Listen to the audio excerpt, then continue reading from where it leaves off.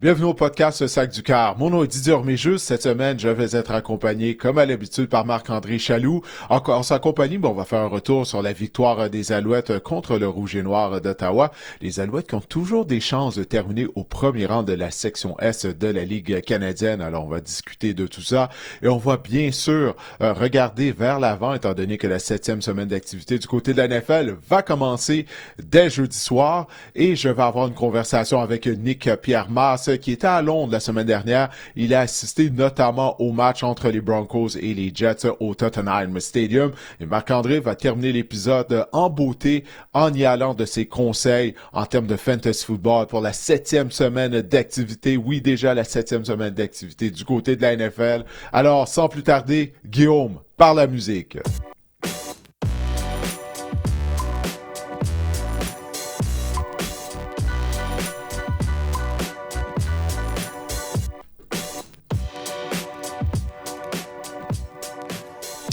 Marc-André, on va pas perdre de temps. On va commencer avec nos réactions excessives, si tu le veux. J'espère qu'on n'a pas la même, mais je crois pas qu'on va avoir la même réaction excessive. Je vais commencer en parlant des Bills de Buffalo, Marc-André. On sait que les Bills ont jamais gagné un Super Bowl. On connaît là la torture que leurs partisans ont dû endurer durant les années 90 lorsqu'ils ont participé lors de 4 saisons consécutives au Super Bowl, mais ils ont jamais gagné le match ultime. Puis les Bills, avant le début de la saison, ils étaient parmi les favoris pour participer au Super Bowl.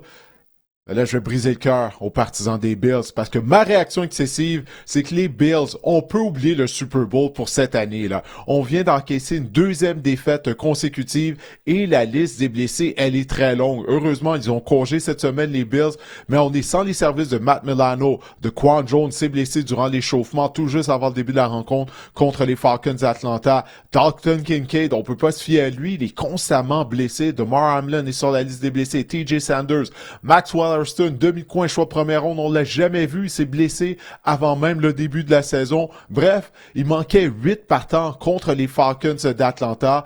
Et en plus de ça, on n'a pas de receveur numéro 1 réellement du côté des Bills. Alors moi, je te dis, les Bills, c'est ma réaction excessive. On peut oublier le Super Bowl. La disette va se poursuivre à Buffalo. Écoute, on dit, il y a une expression qui dit, il y a un proverbe qui dit que les grands esprits se rencontrent, Didier, mais toi puis moi, on est ça en ce moment. Parce que moi aussi, je vais du côté des Bills. Tu sais, les fameuses pages rouges de Ah ton oui. dictionnaire petit Larousse, là, les proverbes et tout. Moi, je dis, je vais en Mhm. rajouter, Didier. Je vais te dire que les Bills sont en train de Go, vas-y. gâcher les meilleures années de Josh Allen. Parce que c'est Mm. épouvantable, Didier. Là, notamment, on n'a pas de défense depuis le début de la saison. On s'en est remis à nos jeunes, puis finalement, ça ne fonctionne pas. On n'a pas de défense. Une défense exécrable. On a accordé 335 verges aux Falcons en première demi. C'est le plus haut total de verges allouées en une demi par les Bills depuis 2001. La semaine numéro 2 en 2001, c'était un match contre les Colts. L'attaque, maintenant, c'est difficile. Josh Allen a été sous pression 47% de ses reculs de passe. Didier, c'est le plus haut pourcentage depuis la finale d'association en 2020. L'attaque, ça ne fonctionne pas. Tu as parlé de receveur numéro 1. On se rend compte que Shakir, Coleman, Kincaid, Palmer, on n'a pas de Stephon Diggs. Ça nous prenait un Stephon Diggs. L'état-major des Bills Mm. devrait commencer à se regarder dans le miroir parce qu'on est en train de gâcher les meilleures années de notre corps de concession. On a l'impression, Didier, que si Josh Allen ne sort pas sa cape de Superman semaine après semaine, s'il connaît simplement un match ordinaire, les Bills sont incapables de gagner. On est en train de tout bousiller à Buffalo. Didier, là, on est en congé cette semaine. Et au retour, on affronte qui?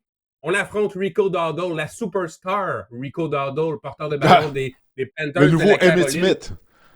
Et Le la nouveau défense Barry des Bills Sanders. accorde et la défense des Bills accorde 5,8 verges par course. C'est le pire total, la pire moyenne dans la NFL. Donc, imaginez ce que Rico Dowdle, superstar, c'est à dire, va faire à la défense des Bills en 2 semaines. Oui, vraiment, Didier, on est en train de bousiller Josh Allen, qui, selon moi, va se retirer sans gagner Super Bowl, sans rien gagner, en fait. Hey, Josh Allen, mine de rien, là, il est rendu à 5 revirements en 6 matchs. Puis je vais te donner une autre statistique, là. Les Bills, sais-tu c'est quoi? Les Bills, là, ils ont 3 victoires, mais les équipes qu'ils ont battues, en fait, les Bills ont 4 victoires. Ils ont un dossier de 4 victoires et 2 défaites. Mais les 4 équipes qu'ils ont vaincues ont seulement 3 victoires au total cette saison.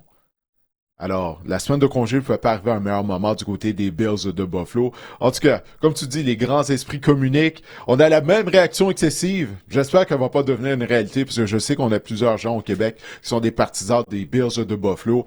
Ça va mal, mais quand même. On a un dossier de 4-2, mais pour l'instant, ça va vraiment pas bien du côté des Bills. Josh Allen a pas mis sa cape de Superman, justement, là. Tu viens de parler de ça. Je pense qu'il a oublié de la mettre dans sa valise lorsqu'il est parti pour Atlanta. On dirait qu'on est vraiment, on Bon, aime les équipes un peu, les petits marchés là, dans la NFL. Donc, les Bills en font partie. On aimerait ça voir les Bills réussir. Écoutez, on a quand même une histoire là, avec Marv Levy, les Bills, les Super Bowls des années 90, les défaites. Bref, j'aimerais ça voir les Bills réussir. Mais écoute, Didier, c'est drôle, j'en parlais à mon ami Nicolas Dupont, qui est le plus grand fan des Bills que je connaisse, puis que je disais, il s'est même ouais, rendu en Nick, ouais. l'évidence. Je dis, la défense, elle est pas bonne. Ta défense, Nick, elle est pas bonne. Puis il m'a écrit cette semaine un peu en panique. Il m'a dit, écoute, t'as raison, t'arrêtes pas de me dire que la défense est pas bonne. Ben, je dois l'avouer. La défense, elle est pas bonne des Bills. Puis j'ai dit, si c'est pas, c'est mettre tous nos œufs dans le même panier de Josh Allen. Puis Josh Allen, je pense pas qu'il peut connaître des matchs exceptionnels, 3 puis 4 matchs consécutifs lorsqu'on arrive en éliminatoire. Tôt ou tard, dans une saison, on a une baisse de régime. Parfois, c'est de sa faute, parfois, c'est des événements. C'est pas de sa faute non plus. C'est le contexte et tout. Mais c'est ça, j'ai bien peur que les Bills, c'est ça. On a tout misé sur Josh Allen, puis on a oublié vraiment d'autres positions importantes au football. Ah ben écoute, on va s'excuser auprès des partisans des Bills qui nous écoutent ou qui nous regardent. Ce n'est qu'une réaction excessive, là. Ce n'est pas une prédiction, c'est juste une réaction excessive. Alors on espère que les Bills vont pouvoir se replacer et qu'après la semaine de congé, certains joueurs qui sont blessés seront en mesure de revenir au jeu. Écoute, avant de parler de la 7e semaine d'activité du côté de la NFL et d'y aller de nos prédictions, on va parler de la Ligue canadienne et des Alouettes, puisque les Alouettes étaient de retour en action. Ils avaient eu congé la semaine dernière. Et puis les hommes de Jason Myers ont été en mesure de décrocher une 4e victoire consécutive. Cette fois-ci, ça a été contre le Rouge et Noir d'Ottawa lors du lundi de l'Action de grâce. Ça a vraiment été une victoire signée les unités spéciales et la défense, Didier. Marc-Antoine Dequoy, Ouais. de son humble avis, te dirait qu'il connaissait pas la meilleure saison de sa carrière, a vraiment connu un fort match cette semaine. Vraiment, Didier, la défense, les unités spéciales, c'est eux qui ont donné le ton à cette victoire-là, à cette rencontre-là des Alouettes. Ouais, Marc-Antoine Dequoy qui a commencé la rencontre avec un jeu exceptionnel. Écoute, il a bloqué, oui, une tentative de botter de précision du Rouge et Noir. Il a recouvré l'échappée lui-même pour inscrire un touché. Alors, on peut pas demander un meilleur début de rencontre. Je pense que ça va faire du bien à Marc-Antoine. Mais ce que j'ai aimé, c'est que lors de la semaine de préparation, Marc-Antoine avait dit que là, les Alouettes devaient se servir des 3 derniers matchs, pour générer du momentum et qui pourrait les amener jusqu'au match de la Coupe Grey. Lui, c'est ce qu'il a en tête. Puis là, il a passé de la parole aux actions, là. Tu sais, comme tu l'as dit, il a donné le ton à la rencontre. Et en plus de ça, tu sais, il a rabattu une passe de toucher potentiel dans la zone des buts. Bref, écoute, le numéro 24 des Alouettes était partout sur le terrain lundi. Alors, comme tu l'as dit, ça a vraiment été une victoire signée par les unités spéciales. On a eu droit à des bons retours de beauté également, malgré le fait qu'on était privé des services de James Letcher. Et l'unité défensive, face à l'attaque d'Ottawa, mais quand même, on a fait qu'est-ce qu'on avait à faire au niveau de ces 2 facettes de jeu, là, vraiment, du côté des Alouettes. 4 sacs du corps, la défense des Alouettes, vraiment, c'est signalé dans cette rencontre-là. Si on parle maintenant de l'attaque, on dirait que ce match-là, Didier, je m'attendais à plus en termes d'écart de points au pointage final ou de résultats. On dirait que les Alouettes étaient comme une proie qui joue avec un peu son manger, là, un peu de temps avant de l'avaler, parce que l'attaque, vraiment, ça a été un peu plus difficile. 296 verges d'attaque seulement 13 premiers jeux. Et on va se répéter encore une fois, l'attaque au sol, pratiquement inexistante. 12 courses de la part de nos porteurs de ballon, 7 de la part de Stevie Scott et 5 de la part de Eno Benjamin. Didier, l'équilibre, encore une fois, c'est le sujet qu'on va débattre aujourd'hui. Où était le jeu au sol, Didier? Ouais, tout d'abord, je m'excuse aux gens qui nous écoutent, là, j'arrête pas de tousser, là, j'ai de quoi de pris dans la gorge. Mais ouais, t'as raison.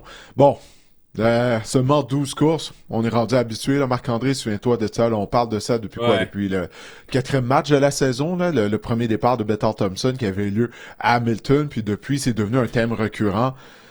La sélection de jeux, là, en attaque du côté des Alouettes, ça me faisait penser à comment je sélectionne les jeux lorsque je joue à Madden. Tu sais, Je lance des passes dans les zones profondes. Je suis ultra agressif. Puis, c'est ça, mais là, c'est du football professionnel. Tu sais, à un certain moment donné, on a tenté une longue passe en zone début en direction de Tyler Snead, alors qu'il était couvert par deux joueurs, Marc-André. Je te rappelle que Tyler Snead mesure juste 5 pieds 7 pouces. Alors, des attrapés contestés, c'est pas lui qui va les réussir. Donc, trop de fois, j'ai vu ça du côté de l'attaque des Alouettes. J'aime pas il y avait pas de rythme, je trouve, au sein de l'attaque. Et puis, encore une fois, tu sais, sans le jeu au sol, puis là, la section de jeu très agressive, ben c'est ça. Ça a donné une performance décousue de la part de l'unité offensive. S'il y a quelque chose qu'on doit régler, là, il ne reste plus que 2 matchs en passant, là. Tu sais, là, il faut régler ça. Mais je suis pas convaincu que Jason Maas est en mesure de changer sa sélection de jeu parce qu'encore une fois, c'est un problème qui perdure depuis quoi, la 4e semaine d'activité. Je pense que si on joue au jeu Mass 2025, puis on appuie sur le bouton Ask Mass, là, tu vas voir en 2e et 1, tu te dis, mon Dieu, il va me sélectionner un jeu au sol. Non, non, ça va être des longues passes dans les zones profondes, vraiment. Je pense que Jason Maas, rendu à ce point-ci, je te dirais même dans sa carrière d'entraîneur-chef, je pense pas qu'il va changer. Je pense qu'il aime le jeu aérien, puis c'est correct parce que la Ligue canadienne, c'est une ligue de jeu de passe avec 3 essais et tout, mais moi aussi, j'aimerais voir davantage de courses. Surtout que Stevie Scott est quand même efficace là, au sol. Et No Benjamin Oui, aussi, ça fonctionne le jeu au sol. C'est un peu ça qui est désolant dans tout ça. Là. c'est tellement vrai qu'est-ce que tu dis. Tu sais, Scott est imposant physiquement. Il est difficile à plaquer. Parce que là, on va faire quoi? Là, c'est en éliminatoire. On arrive, écoute, il y a un match où il y a de la neige, il y a du vent, où il fait extrêmement froid, puis le ballon il est dur comme une brique. Tu sais, on va devoir se rabattre sur le jeu. Ça, aussi, il y a de la pluie. Tu sais, il faut être en mesure de gagner de Mm. plusieurs façons. Alors, puis on est capable de faire des alouettes. C'est ça le problème. Tu sais, on a vu les peu de fois que Jason Maas a une section de jeu équilibrée, ben on a eu du succès avec le jeu au sol plus souvent. Qu'autrement. Alors, c'est ça qui est désolant du côté des Alouettes. Alors, on va voir samedi à Ottawa s'il y aura une amélioration rendue là, mais c'est ça l'identité, là, comme tu l'as dit, là, de la sélection de jeu de Mm. Jason Maas. Quelques petites notes en terminant, peut-être. Austin Max, c'était son premier touché en 2 ans, son 5e seulement en Hey, il 30 était matchs en Ligue soulagé, hein? canadienne. Exactement, Ouais, il était exactement. soulagé, Marc-André, quand je l'ai interviewé après la rencontre, là, tu le voyais, là, ça pesait sur ses épaules. Il faut dire qu'il a raté des matchs. Lors des dernières années, on sait, là, constamment, il fait des séjours sur la liste des blessés. Mais ouais, si tu m'avais dit au mois de mai, le 11 mai, lorsque le camp d'entraînement a commencé des Alouettes, que Austin Mack marquerait son premier touché de la saison, quoi, au match numéro 16 de la saison, je n'aurais jamais Mhm. cru. Non, hein. Non, et Tyler Snead, première saison de Millbert dans la Ligue canadienne. Tyler Snead a vraiment été un peu comme le héros obscur des Alouettes cette année. Il a fait plusieurs attrapés contestés, des attrapés importants. Je trouve que Tyler Snead, vraiment, s'est trouvé un rôle cette année dans l'attaque des Alouettes. Ça, c'est impressionnant. Puis je voulais peut-être te mentionner, évidemment, Ouais, je suis que Davis content. Alexander... Oui, vas-y pour Tyler Snead. Ouais, j'allais juste dire, Marc-André, tu sais, je suis content que tu soulignes le fait qu'il a atteint la marque des 1000 verges par voie de réception pour la première fois de sa carrière. Puis, t'as tellement raison. Il a été le receveur le plus constant, premièrement. Il est un des rares receveurs qui a été en santé. Je crois pas que Snead a raté une rencontre qu'au cours de la saison. Mais en plus de ça, tu sais, il a atteint la marque des 1000 verges, alors que les Alouettes ont utilisé 4 carrières. Faut pas l'oublier, là. Alors, peu importe qui était la carrière des Alouettes, bien, Tyler Snead répondait à l'appel, il demeurait productif. Alors ça, c'est vraiment tout à son honneur, là. Plutôt cette saison, je me souviens, après un entraînement, Jason Maas est allé de commentaires vraiment élogieux à l'endroit de Tyler Snead. Tu sais, parce que il y a des jeux, il se démarque pas juste en tant que receveur de passe, mais tu sais, il peut bloquer, il retourne des bottées, il a dépanné les Alouettes lorsqu'on avait des blessures à la position de retourneur de bottées. Tu sais, c'est un joueur de football complet, Tyler Snead. Puis tout ça, il le fait avec un petit gabarit de 5 pieds 7 pouces. Puis c'est une des raisons pour laquelle il est énormément respecté du côté des Alouettes. Le numéro 85 chez les Alouettes, c'est un chandail médium. Il ne faut pas que tu sois très grand pour pouvoir le porter. Tyler Snead, Brian Bratton, entre autres. C'était des petits receveurs de passe. Donc, il n'y a pas de large là, pour le numéro 85, mais je trouve que le numéro Ah, t'as 85 oublié lui va BJ à l'avenir de Cunningham. T'as Tyler oublié Snead. BJ Cunningham. Ah, lui, il était BJ plus grand. Cunningham portait 85. Ouais, Ça marchait ouais, pas ouais, dans c'est mon ça. affaire. C'était des numéros C'est ça, je 85. J'ai cherchais, j'étais comme, volontairement ah, est-ce qu'il y a eu choisi. d'autres numéros 85? Ouais. Ouais, c'est ça, BJ Cunningham. Ben ouais, on l'avait oublié. Ça marchait pas dans mon analyse, BJ Cunningham. Mais donc, je voulais juste te dire qu'évidemment, Jadis Alexander fiche de 10-0 pour amorcer sa carrière comme partant. Donc, il continue à ajouter à son record. Et José Maltos, encore une fois, Mhm. excellent, 5 placements. Et José Maltos connaît une saison exceptionnelle, Didier aussi. Donc, j'ai bien hâte de voir. Mais écoute, 5 placements pour José Maltos, ça cache peut-être un problème. Le manque d'opportunisme dans la zone critique, dans la zone payante côté des Alouettes, ça peut peut-être venir rattraper l'équipe également en éliminatoire. J'ai hâte de voir. Mais tout ça pour dire que José Maltos vraiment effectue du bon boulot. Et Alexander, c'est pas son meilleur match, mais il a encore trouvé une façon de gagner. Puis c'est ça Ouais. l'important au bout du Il l'a dit lui-même après le match, hein. Alexander, il a dit lui-même, là, exactement qu'est-ce que tu viens de dire, que c'était pas son meilleur match, qu'il avait des choses à peaufiner, qu'il a laissé des jeux sur le terrain. Donc, tu sais, immédiatement, là, lorsque j'ai interviewé sur le terrain après le match, excuse-moi encore une fois, tu vois qu'il était Ben vraiment pas écoute, satisfait de sa performance. Alors, ça peut être une bonne chose, hein. J'ai hâte de voir justement si l'attaque sera mieux, mais le fait qu'on a lancé à plusieurs reprises dans les zones profondes, ça fait en sorte qu'on n'avait pas de rythme. Là. C'était très saccadé du côté de l'unité offensive des Alouettes. et on aimerait qu'il reste en santé également. Si Davis Alexander écoute ce podcast, Ouais.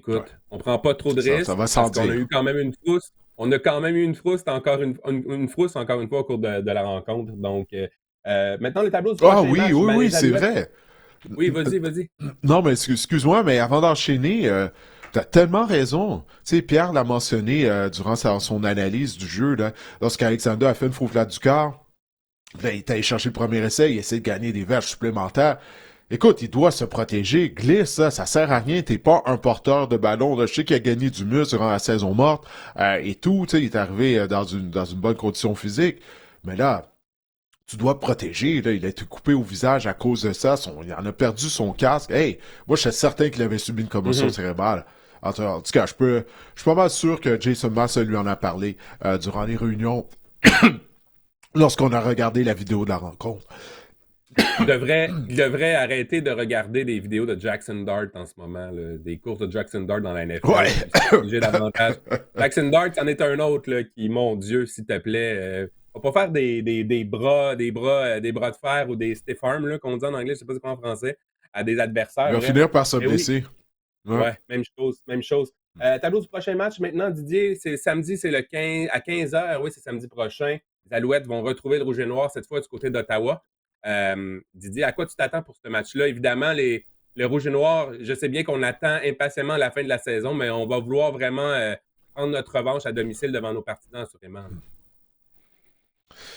Ouais, si on est en mesure de le faire, parce que c'est vraiment une saison décevante là, du côté d'Ottawa, Marc-André. Tu sais, il y avait de grandes attentes avant le début de la saison, étant donné que la saison dernière, on avait participé aux éliminatoires pour la première fois, après les avoir ratés, si je me souviens bien, pendant 4 saisons consécutives. Puis là, on a une fiche de 4 victoires et 12 défaites, là. Imagine-toi. Alors, on critique beaucoup Bob Dice dans les médias. On anticipe qu'il va être congédié à la fin de la saison régulière. On va voir qu'est-ce qui va arriver, mais le DG Sean Burke, le travail qu'il a fait également, là, personne n'en parle, en tout cas dans les médias, donc qu'est-ce que je lis, mais il devrait être pointé du doigt, je te dirais même, avant Bob Dice. Puis, encore une fois, il semble que c'est Dawson Crum qui va être le carrière partant du Rouge et Noir contre les Alouettes samedi. Crum est le carrière numéro 2, bien sûr. Drew Brown, carrière numéro 1, tu sais, j'étais à la description de la rencontre il y a 2 semaines d'Ottawa contre la Saskatchewan. Puis à un certain moment donné, Drew Brown jouait très mal, Marc-André. Il avait été victime de 3 interceptions. Puis à un certain moment donné, on a vu qu'il était en conversation avec Bob Dice sur les lignes de côté. Puis après ça, c'est Crum qui avait été envoyé dans la mêlée. Puis moi, d'après ce qu'on m'a dit, c'est Drew Brown qui a demandé d'être retiré de la rencontre. Imagine-toi. Tu sais, c'est carrière partant, puis là, tu demandes d'être retiré de la rencontre. Puis là, du côté d'Ottawa, il semble qu'on va pas le faire jouer d'ici à la fin de la saison régulière.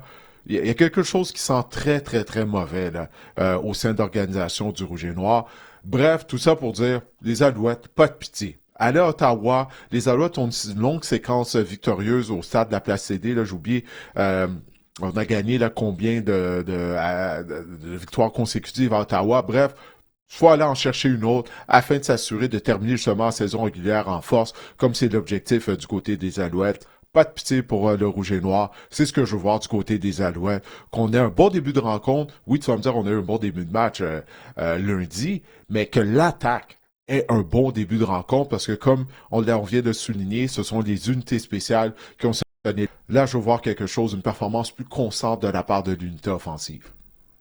Et d'autant plus que les Alouettes ont encore une chance de terminer au premier rang dans l'Est avec la défaite des Oui, Tiger Cats la semaine dernière. Donc, si les Alouettes remportent leurs 2 matchs et que les Tiger Cats perdent leurs 2 matchs, donc les Alouettes termineraient au premier rang, puis on ouais. éviterait de passer par la demi-finale. Ce serait peut-être une bonne chose et on accueillerait la finale de l'Est.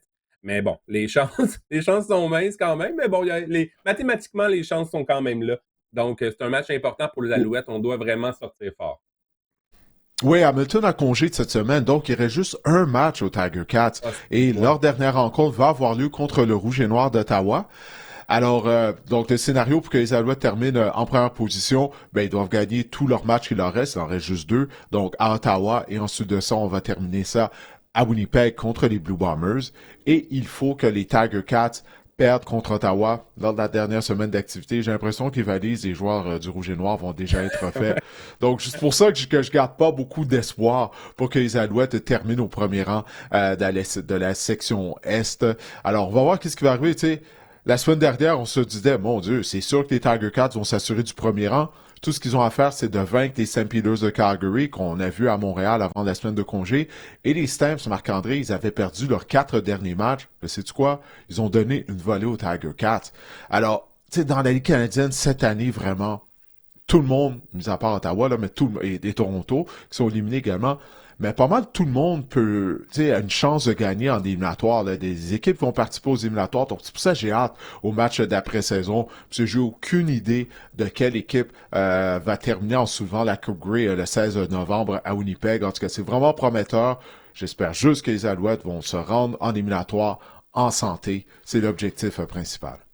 Et les Alouettes à Winnipeg, on peut venir jouer également sur nos adversaires qui vont traverser de l'Ouest. Là, si, dépendamment des fiches là, avec les Blue Bombers, il y a même encore les Elks qui sont encore pas si loin, les Stamps. Bref, j'ai hâte de voir. Hey, Les Alouettes peuvent avoir un mot à dire sur leurs adversaires de demi-finale, s'il y a une demi-finale à Montréal, évidemment. Donc, j'ai hâte de voir aussi. C'est 2 matchs quand même importants, finalement, pour les Alouettes en fin de saison. Puis ça, c'est intéressant.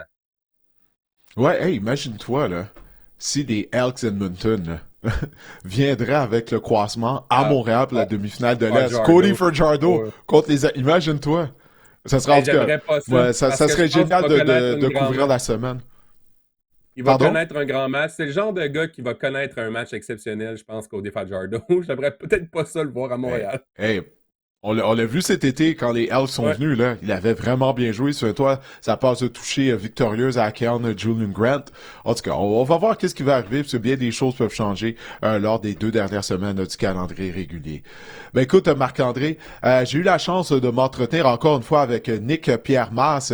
Nick, la semaine dernière, ben il était au Tottenham Stadium pour la rencontre entre les Broncos et les Jets, mais quelques jours auparavant, ben il a également assisté à un match de football de l'Académie de la NFL en Angleterre. Et il y a quelques joueurs québécois qui font partie de cette équipe. Alors, je vous invite à écouter ou à regarder mon entretien avec Nick Pierre-Masse. Nick, tu as été occupé durant ta visite à Londres, mais avant de parler du match entre les Broncos et les Jets auquel tu as assisté au stade de Tottenham, tu as également assisté à une rencontre de football d'une des académies de la NFL. Il y en a plusieurs en Angleterre et il y a même de jeunes Québécois qui font partie de certaines de ces formations. Exactement, Didier. J'ai eu la chance d'aller voir la NFL Academy. En fait, il y en a une en Angleterre. C'est juste que tout récemment, il y en a une en Océanie aussi. Et dans le fond, la NFL Academy, c'est une école préparatoire. Donc, c'est une école secondaire, mais on ajoute le secondaire 6 s'il existait au Québec, ainsi que même le secondaire 7, donc grade 12 and grade 13. Et leur but, c'est de prendre tout plein d'Européens. Initialement, c'était ça le but. Et de créer une équipe de football américain qui va compétitionner contre des talents aux États-Unis pour même aider à recruter ces Européens vers la NCAA. C'est dans le but de la NFL un jour de développer un talent européen qui serait peut-être même dans leur ligue, pas juste en NCAA. Depuis cette année, ils acceptent aussi les Canadiens et les Mexicains. Et ça, c'est l'initiative de Coach Turner que j'ai pu rencontrer. Il est venu faire un combine ici à Montréal pour repérer les meilleurs talents de notre circuit du secondaire. Et il a identifié 2 talents notamment qui ont rejoint l'équipe. Victor Lachambre, qui était le MVP, donc le joueur par excellence du circuit juvénile Division 1 au Québec l'an dernier avec le collège Charlemagne, quart arrière, et Andrew Gaumont, lui, qui est porteur de ballon, qui lui jouait pour le collège de Montréal, un porteur de ballon tout étoile au Québec l'an dernier. Ces deux gars-là ont rejoint la NFL Academy, et pendant le match que la NFL Academy jouait contre Saint Thomas Aquinas, une équipe en Floride qui est classée 11e de toutes les États-Unis, avec tout plein de gars avec des offres D1. On parle des recrues classées 5-star et 4-star, donc 5 étoiles et 4 étoiles. Les top classements aux États-Unis dans l'évaluation des recrues. Andrew et Victor ont extrêmement bien performé. Ils ont perdu seulement par 3 points contre comme je dis, la 11e équipe aux États-Unis. Wow. Donc, ça montre le calibre de ces gars-là. Et la game était jouée au Tottenham Hotspur Stadium, le fameux stade de l'équipe de soccer professionnelle en Angleterre en Premier League, et le fameux stade où j'ai ensuite regardé les Denver Broncos et les Jets jouer.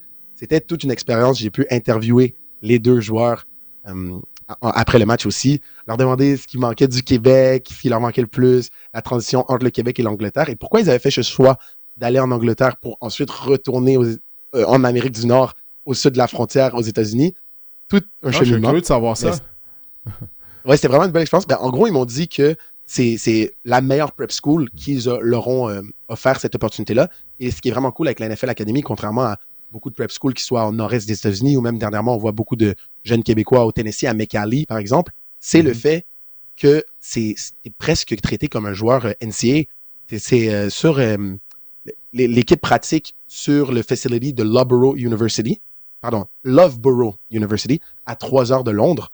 Et cette université-là a des installations comme une université NCAA. Et les coachs, c'est tous des Américains qui ont coaché soit en NCAA, soit même en NFL. Et donc, ça amène cette structure qui est vraiment élite et qui permet à ces jeunes Québécois, malgré qu'ils sont partis de l'autre bout de l'océan pour revenir idéalement un jour dans notre continent, ça leur permet un exposure, donc une exposition qui est idéale. Ouais, ça, c'est vraiment quelque chose. Parce qu'il y a bien des gens qui sont pas conscients d'à quel point la NFL tente de développer des joueurs en Angleterre, en Europe, afin de faire grandir le sport du football. C'est pas juste la présentation des matchs internationaux. On est en train, là, lentement, mais sûrement, de créer des footballeurs qui vont venir d'à peu près partout là, sur la planète. Du moins, ça, c'est l'objectif du côté de la NFL. Encore une fois, afin d'augmenter les revenus, de générer encore plus de revenus. Mais tout de même, ces programmes-là sont très avancés. Est-ce que tu sais, ça fait combien de temps qu'il y a ce programme-là à Londres? J'ai pas la date exacte, mais je sais que ça doit faire à peu près 5 ans. Je dirais, à peu près 5 ans. Et c'est tout à fait comme tu dis. Je pense que la NFL a appris de son erreur de la NFL Europe à l'époque, là, dans les années 80-90. Et a réalisé que début années 2000, ouais.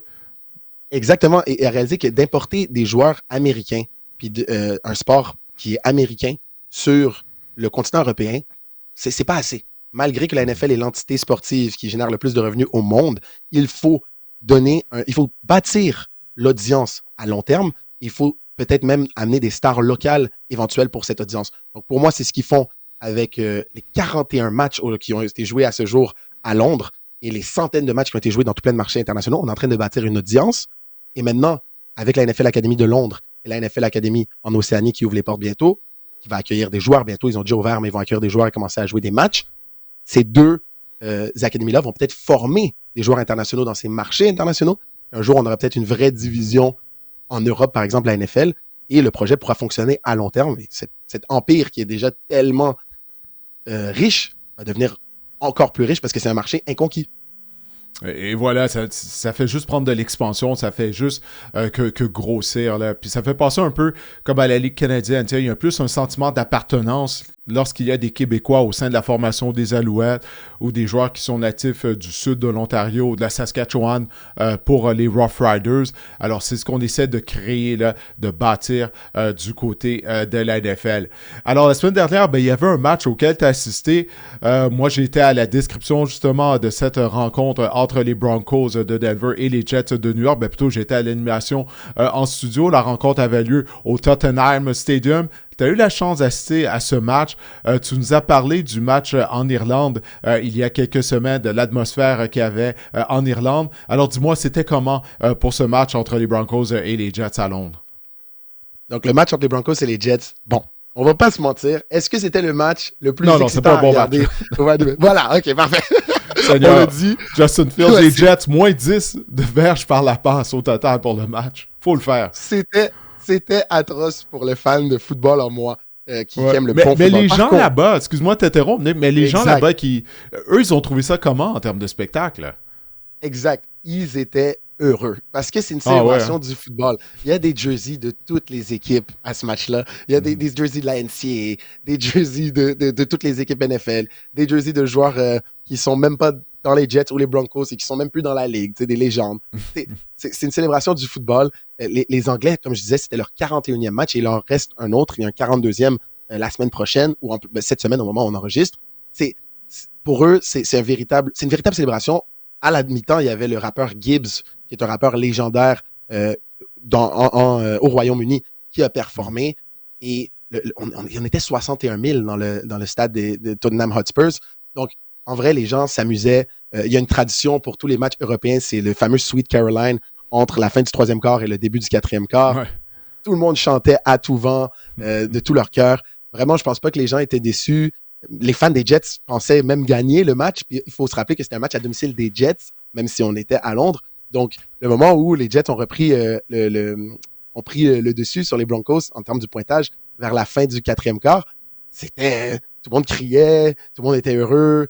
Il y avait une véritable tension dans le stade, malgré que c'était le match, franchement, le plus plate que j'ai vu de la NFL en tellement d'années. Et je me disais, bon, moi, je suis venu en tant que média, mais si j'étais venu en tant que fan, j'aurais été déçu. Je regardais à gauche. Demandé un remboursement. Exact. Ils n'étaient pas déçus, donc je suis content pour eux. Bon, ben tant mieux s'ils ont apprécié le spectacle. Mais ouais, c'était effectivement quelque chose à voir, cette rencontre-là. Puis dis-moi, pendant que tu étais là-bas, tu as également assisté à un match de flag football où il y avait des anciens joueurs de la NFL qui y participaient, mais également des influenceurs et des créateurs de YouTube. Exactement. En plus de ça, il y avait des filles du flag football, des équipes nationales, donc des joueuses de flag football qu'on peut dire professionnelles. Donc, Diana Flores, qui est la carrière partante de l'équipe mexicaine féminine de flag football. Si vous écoutez ça en ce moment et vous dites, mais de qui il parle? Écrivez Diana Flores sur YouTube, vous allez voir, c'est impressionnant. Avec l'équipe mexicaine, c'est les seuls à avoir battu les Américaines au flag football dans l'histoire du flag, je pense, si je dis pas de bêtises, ce qui est un vrai accomplissement parce que je peux faire une comparaison à la Dream Team des années 92 au basket avec Michael Jordan et tout. C'est un peu ça en ce moment, l'équipe américaine de flag football. C'est la Dream Team. Ils sont imbattables et les Mexicaines ont réussi à les battre parce qu'il faut savoir que le flag football au Mexique est très, très, très développé. Il y avait aussi Phoebe Schechter, qui est la capitaine de l'équipe de la Grande-Bretagne, qui vient de gagner le championnat européen de flag football à Paris, où j'ai pu être commentateur et un membre des médias. Donc, il y avait ce haut calibre de joueuses de flag football mélangé avec des créateurs de contenu tels que Destroying, qui est le YouTuber le plus suivi qui parle de football au monde sur Internet. Donc, il y a personne plus grand sur Internet dans la niche football que Destroying. Il y avait AJ Green, qui lui aussi est un gros YouTuber football, à ne pas confondre avec AJ Green, l'ancien joueur de la NFL. L'ancien receveur, ouais. Exactement, des Bengals. Mais en plus de ça, il y avait Ryan Fitzpatrick, le carrière de la NFL qui a joué 17 saisons, qui était QB pour une des équipes. Il y avait Chad Ochocinco, Chad Johnson, qui a joué pour les Bengals toutes ces années, mais qui est aussi venu jouer aux Alouettes de Montréal. Donc, imaginez cette différence entre des créateurs de contenu, des joueurs de flag football élite et des anciens joueurs de la NFL qui, bon, aujourd'hui, ont pas joué au football depuis plusieurs années, mais ils restent des athlètes de haut calibre, comme top 1% mondial. J'étais tellement excité de regarder le match, mais au final, tu t'en doutes, l'équipe avec Ryan Fitzpatrick a quand même vraiment mieux performé que l'équipe avec Diana Flores. C'est pour rien enlever à Diana. C'était un format 7 contre 7. Le format du flag football international et du flag football qu'on va voir aux Olympiques en 2028 à Los Angeles, c'est du 5 contre 5. Donc, je pense que pour ça, Diana, ça ressemblait pas au flag qu'elle est habituée. Il n'y avait pas de rusher non plus. Donc, la personne qui vient mettre une pression sur le quart arrière. Donc, c'était un timer qui décidait le temps que tu avais pour lancer. Ryan Fitzpatrick, pour lui, mon Dieu, dans sa vie, il y avait des D-line, une défensive NFL qui essayait de le battre. Là, il lance la balle contre des défenseurs qui sont des créateurs de contenu. Il a ouvert le score.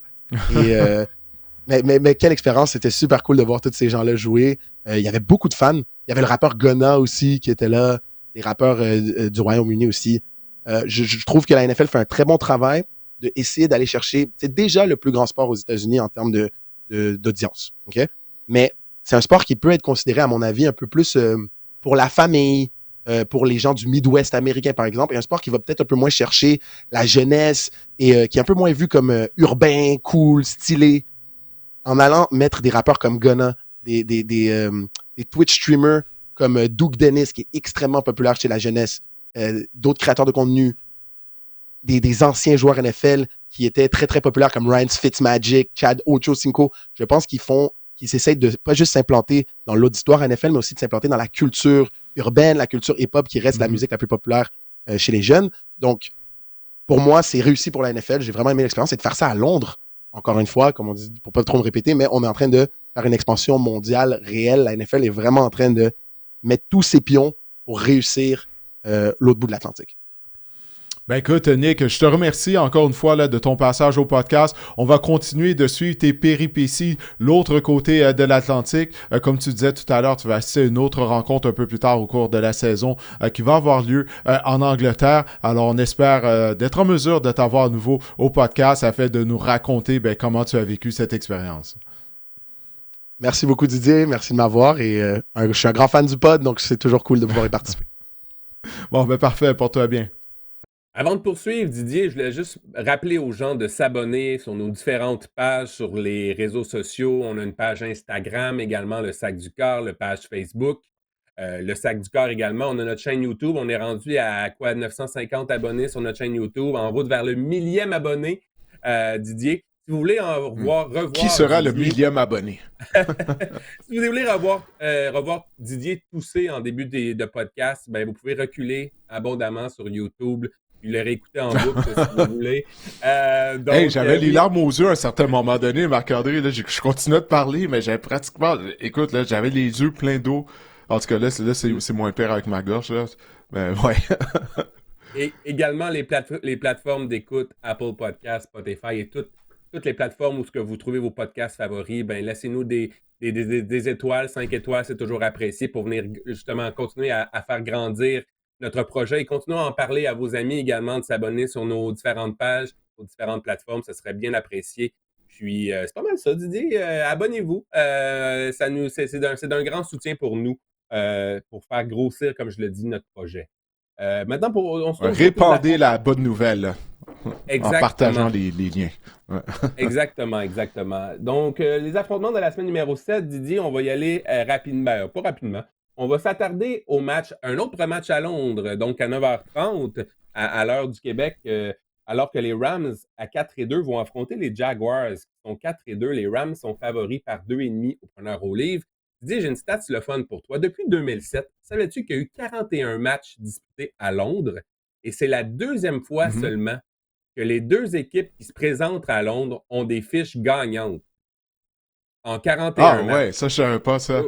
Ouais, il faut le faire, hein. Ben, c'est sûr qu'on envoie les Jaguars là tous les ans. Bon, on s'assure pratiquement d'avoir au moins une des deux formations avec une fiche perdante, mais les Jaguars connaissent un bon début de saison. Mais non, je savais pas ça. Donc, c'est arrivé, c'est seulement la deuxième fois. Ça va être la 42e rencontre, là. Wow! Ouais, c'est ça. Okay, la deuxième fois, il y a eu 41 matchs, donc 2 fois en 42, ouais, exactement. C'est quand même assez fascinant. Wow, donc, ben, en tout cas, on leur envoie ça devrait être... Non, j'allais dire, ça devrait certainement être un meilleur match avec le Broncos Jets. Je me suis levé tôt dimanche pour aller travailler pour faire ce match en studio. Puis, mon Dieu, quel spectacle horrible. On va avoir la chance d'en parler plus tard. Là, mais mon Dieu, les Jets, c'est vraiment pitoyable. Je te dirais que je vous ai écouté, Didier, mais j'ai plié mon linge à un moment donné. Puis j'ai fait des tâches ménagères en même temps, ouais, je te dirais. Je te blâme pas. Je te blâme pas. La grosse question de ce match-là, je pense que c'est du côté des Rams. C'est le statut de Puka Nacua. Didier qui a quitté le match, qui est blessé. On sait, bon, Sean McVay a dit qu'il est au jour le jour et réévalué de façon quotidienne, mais dans les faits, je pense que Puka Nacua va rater. Ça ressemblait étrangement à ce que CeeDee Lamb avait eu comme blessure, là, avait subi comme blessure en début de saison. Je pense qu'on ne devrait pas le voir, surtout que les Rams ont une semaine de congé qui arrive à grands pas. Mais Puka Nacua, ça serait une lourde perte là, pour les Rams. Didier, il y a 28 réceptions de plus que quiconque dans la NFL en ce moment.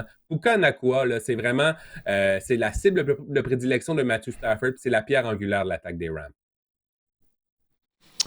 Ouais, écoute, lorsqu'il s'est blessé, ça semblait tellement douloureux, hein. Je crois que c'est Marlon Humphrey qui le couvrait sur le jeu, puis Humphrey a atterri sur sa jambe. Donc, il a subi une blessure à une cheville, mais de ce que j'ai lu, on a été chanceux du côté des Rams. Tu sais, il a évité le pire. C'est ce qu'on a dit. Bon, qu'est-ce que ça veut dire? Pendant combien de temps il va être absent? Ça reste à voir. Comme tu l'as dit, les Rams vont avoir une semaine de congé. Mais c'est dommage parce que Puka Nacua, c'est une des belles histoires là, depuis le début de la saison. En termes de statistiques, il connaît un des meilleurs débuts de saison dans toute l'histoire de la NFL à la position de receveur de passe. Mais au moins, on a évité le pire. Mais assurément, il ne sera pas en uniforme contre les Jaguars de Jacksonville. Alors, j'ai hâte de voir l'attaque aérienne sans les services de Puka, là, parce qu'il a tellement été sensationnel depuis le début de la saison. Puis on sait que la défense des Jaguars, elle est coriace cette année. Elle est améliorée. On est en mesure de provoquer des revirements. Alors, j'ai bien hâte de voir ça. Et une chose à surveiller, ça va être les unités spéciales, Marc-André. Tu sais, on n'en parle jamais. On parle tout le temps bon, de l'attaque d'une équipe face à la défense de l'équipe adverse et vice-versa. Mais pourquoi je souligne les unités spéciales? C'est que les Rams, depuis le début de la saison, 4 de leurs bottées ont été bloqués, imagine-toi. Et 2 de leurs convertis ont été bloqués. 2 convertis, ça, là, c'est le total pour le reste des 31 équipes en termes de convertis bloqués. Donc, les unités spéciales des Rams doivent s'améliorer parce que ça, éventuellement, ça va leur coûter un match. La semaine dernière, ils s'en sont tirés face aux Ravens de Baltimore qui, eux, en arrachent. Mais là, les unités spéciales vont devoir mieux jouer. Ça pour dire, je vais choisir les Rams afin de défaire les Jaguars à Londres. Je sais que les Jaguars, eux, ils sont habitués d'aller à Londres et tout et de devoir gérer un décalage horaire. J'ai l'impression qu'on assiste un peu à un retour sur terre du côté de Jacksonville, Marc-André. Tu sais, on a été chanceux de battre les Chiefs de Kansas City. Les Chiefs auraient dû gagner ce match-là. Puis la semaine dernière, bon, les Rams, les Jaguars ont perdu. Ben, Trevor Lawrence, encore une fois, tu sais, moi, il ne m'impressionne pas. Donc, moi, je vais choisir les Rams. C'est une équipe complète. Puka ne sera pas là, mais en raison de son absence, je pense qu'on va vraiment utiliser le duo de Karen Williams et de Blake Corum. Mais en passant, Karen Williams qui a reçu un catch tout à fait spectaculaire. Je sais pas si tu l'avais vu le long des lignes de côté. Il s'est contorsionné dans les airs. Il était complètement à l'horizontale. Un catch qui aurait été difficile pour un receveur de passe, mais de voir un porteur de ballon réussir cette réception-là. Wow, quel joueur de football, Karen Williams. Le problème, Didier, c'est que la défense, tu dis que tu vas vouloir voir Blake Corum et Karen Williams connaître du succès. Le problème, c'est que la défense des Jaguars contre le jeu au sol, elle est excellente. On l'accorde en moyenne 91 verges au sol par match. Elle est quand même par contre, elle est permissive là, par la passe. 256 verges allouées par la passe. C'est le troisième plus haut total dans la NFL.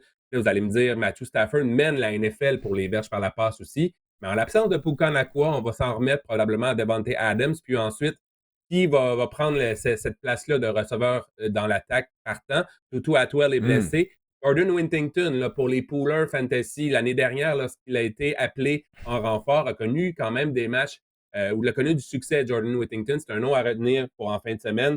Mais justement, je pense que les forces des Rams, c'est également la force. Ou ce qu'on va vouloir faire du côté des Rams, c'est tomber dans la force de la défense des Jaguars. Moi, j'ai pris pour les Jaguars pour l'emporter. Je ne sais pas si c'était clair comme analyse, mon affaire, mais moi, je m'entends. Si on veut courir, je pense qu'on va connaître du succès. Je pense qu'on va le voir passer. Puis je me demande, Puka Nacua, c'est un gros morceau qui va manquer. Donc moi, je pense du côté des Jaguars à ce niveau-là. Et on a une question de Benoît Roux sur Instagram qui nous demande « Salut les gars, toujours un plaisir de vous écouter. Merci. Avec les nombreuses blessures des 49ers, qui va triompher au sommet de la division ouest de la NFC, les Rams ou les Seahawks, Didier? » Ouais, c'est une méchante bonne question. Ça, merci Benoît de nous avoir envoyé ta question. Ouf, c'est une bonne question. Les Rams ont échappé des matchs. Là. Il y a au moins 2 matchs qu'ils auraient dû gagner cette année qu'ils ont échappé. Rams ou Seahawks, je continue de dire les Rams, mais ça va être une lutte, je pense, jusqu'à la dernière semaine d'activité entre les deux équipes pour le premier rang. Là. Mais clairement, les 49ers, écoute, on va en parler un peu plus tard, ils ont perdu Fred Warner. Ça en fait beaucoup de blessés. Là. Je sais que George Kittle pourrait revenir au jeu éventuellement. Mais Rams ou Seahawks, je me mouillais en disant les Rams, mais ça va être une lutte jusqu'à la dernière semaine de la saison régulière, j'ai l'impression. Je trouve que c'est 2 équipes qui se ressemblent, Rams et Seahawks. On a une défense.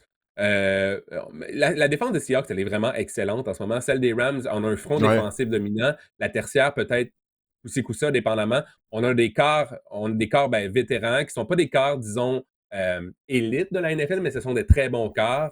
On a des bons joueurs. Jackson Smith et Njigba connaissent un début de saison tout simplement phénoménal. Pour moi, Matthew Stafford, moi, je le mets dans l'élite de la NFL toujours. Je sais qu'il est âgé, mais tu sais, Matthew Stafford, il y a certaines de ses passes qu'il fait avec la force de son bras et toute l'expérience qu'il a. Puis il a une bague du Super Bowl, n'oublie pas ça, là, tu sais. Ouais. Pour moi, Matthew Stafford, tant que son dos tient le coup, je garde dans l'élite de la NFL toujours.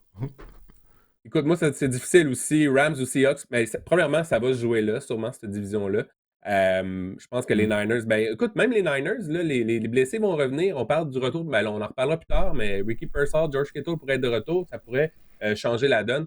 Mais moi aussi, moi, j'adore les Seahawks cette année. Pour être bien honnête, là, je pense que la défense des Seahawks, elle est légitime. Je vais prendre les Seahawks pour terminer au premier rang pour répondre à la question de Benoît Rowe. Et je prends les Jaguars. Est-ce que tu as une confiance absolue en Sam Darnold? Sam Darnold qui joue très très bien depuis le début de la saison, mais ça te met pas un petit doute quand même après la fin de saison qu'il y a eu l'année dernière?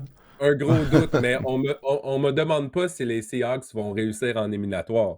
On me demande juste s'ils vont terminer au premier rang. C'est vrai. Bref, en éliminatoire, c'est une autre histoire. Là. Sam Darnold, l'année dernière, lorsque les matchs importants sont venus au calendrier, on a vu ce que ça a donné. Ça n'a pas été facile. Les Eagles à 4-2 vont affronter les Vikings qui sont 3-2 du côté du Minnesota. Philadelphie favori par 1,5, donc c'est pas mal 50-50. Du côté des Vikings, J.J. McCarthy s'est entraîné cette semaine.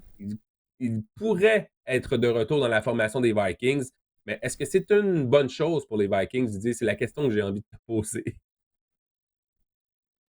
C'est une question légitime, Marc-André. Parce que la dernière fois qu'on a vu J.J. McCarthy, là, il en avait vraiment, mais vraiment arraché. Si je me souviens bien, c'était contre les Falcons d'Atlanta lors d'un match du lundi soir. T'sais, en fait, J.J. McCarthy, il a joué une bonne demi. Là. La deuxième demi contre les Bears, et à ce moment-là, c'était tôt durant la saison régulière, les Bears se cherchaient toujours. Carson Wentz a mieux joué que lui. T'sais, on est obligé de l'avouer, là. T'sais, Carson Wentz a mieux joué que lui, puis McCarthy a pas beaucoup d'expérience derrière la cravate. Là. Il faut le reconnaître. Je me demande là, si de son côté, Kevin O'Connell, il n'a pas le goût de continuer avec un vétéran plutôt qu'avec J.J. McCarthy, parce que les Vikings sont assez bons pour se qualifier en éliminatoire avec Carson Wentz. Puis surtout là, qu'il y a des blessés qui vont devoir revenir au jeu, là, notamment au niveau de la ligne à attaque du côté du Minnesota. Mais avec J.J. McCarthy, je suis pas certain qu'on soit des aspirants en éliminatoire. En fait, je crois qu'on n'est pas des aspirants en éliminatoire à cause de qu'est-ce qu'on a vu de la part de McCarthy avant qu'il subisse une blessure à une cheville. J'ai hâte de voir ce match-là, Didier. Tu vas même être surpris de mon choix. Moi, je vais prendre les Vikings pour ce match-là. Je pense que les Eagles. Tu vas contre ton équipe, Marc-André.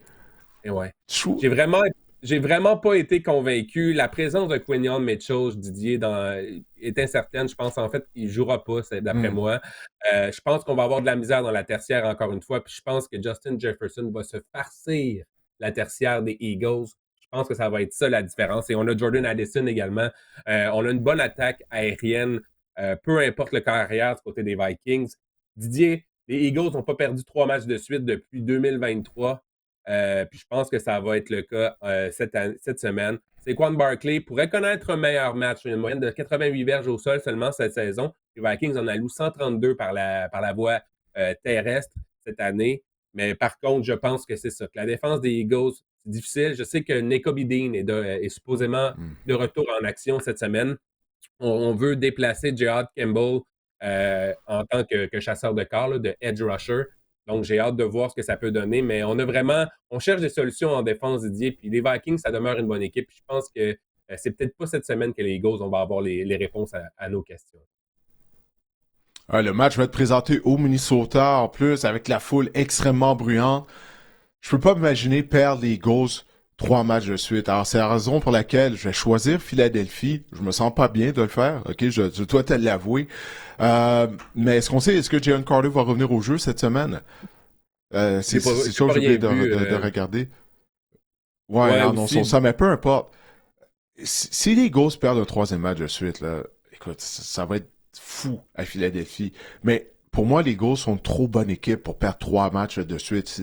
Donc, c'est juste à cause de ça, je choisis Philadelphie. Puis en plus de ça, c'est comme ça, on revient d'une semaine de congé. La dernière fois que les Eagles ont joué, c'est lors d'un match jeudi soir. On a eu 10 jours pour se reposer, pour apporter des ajustements.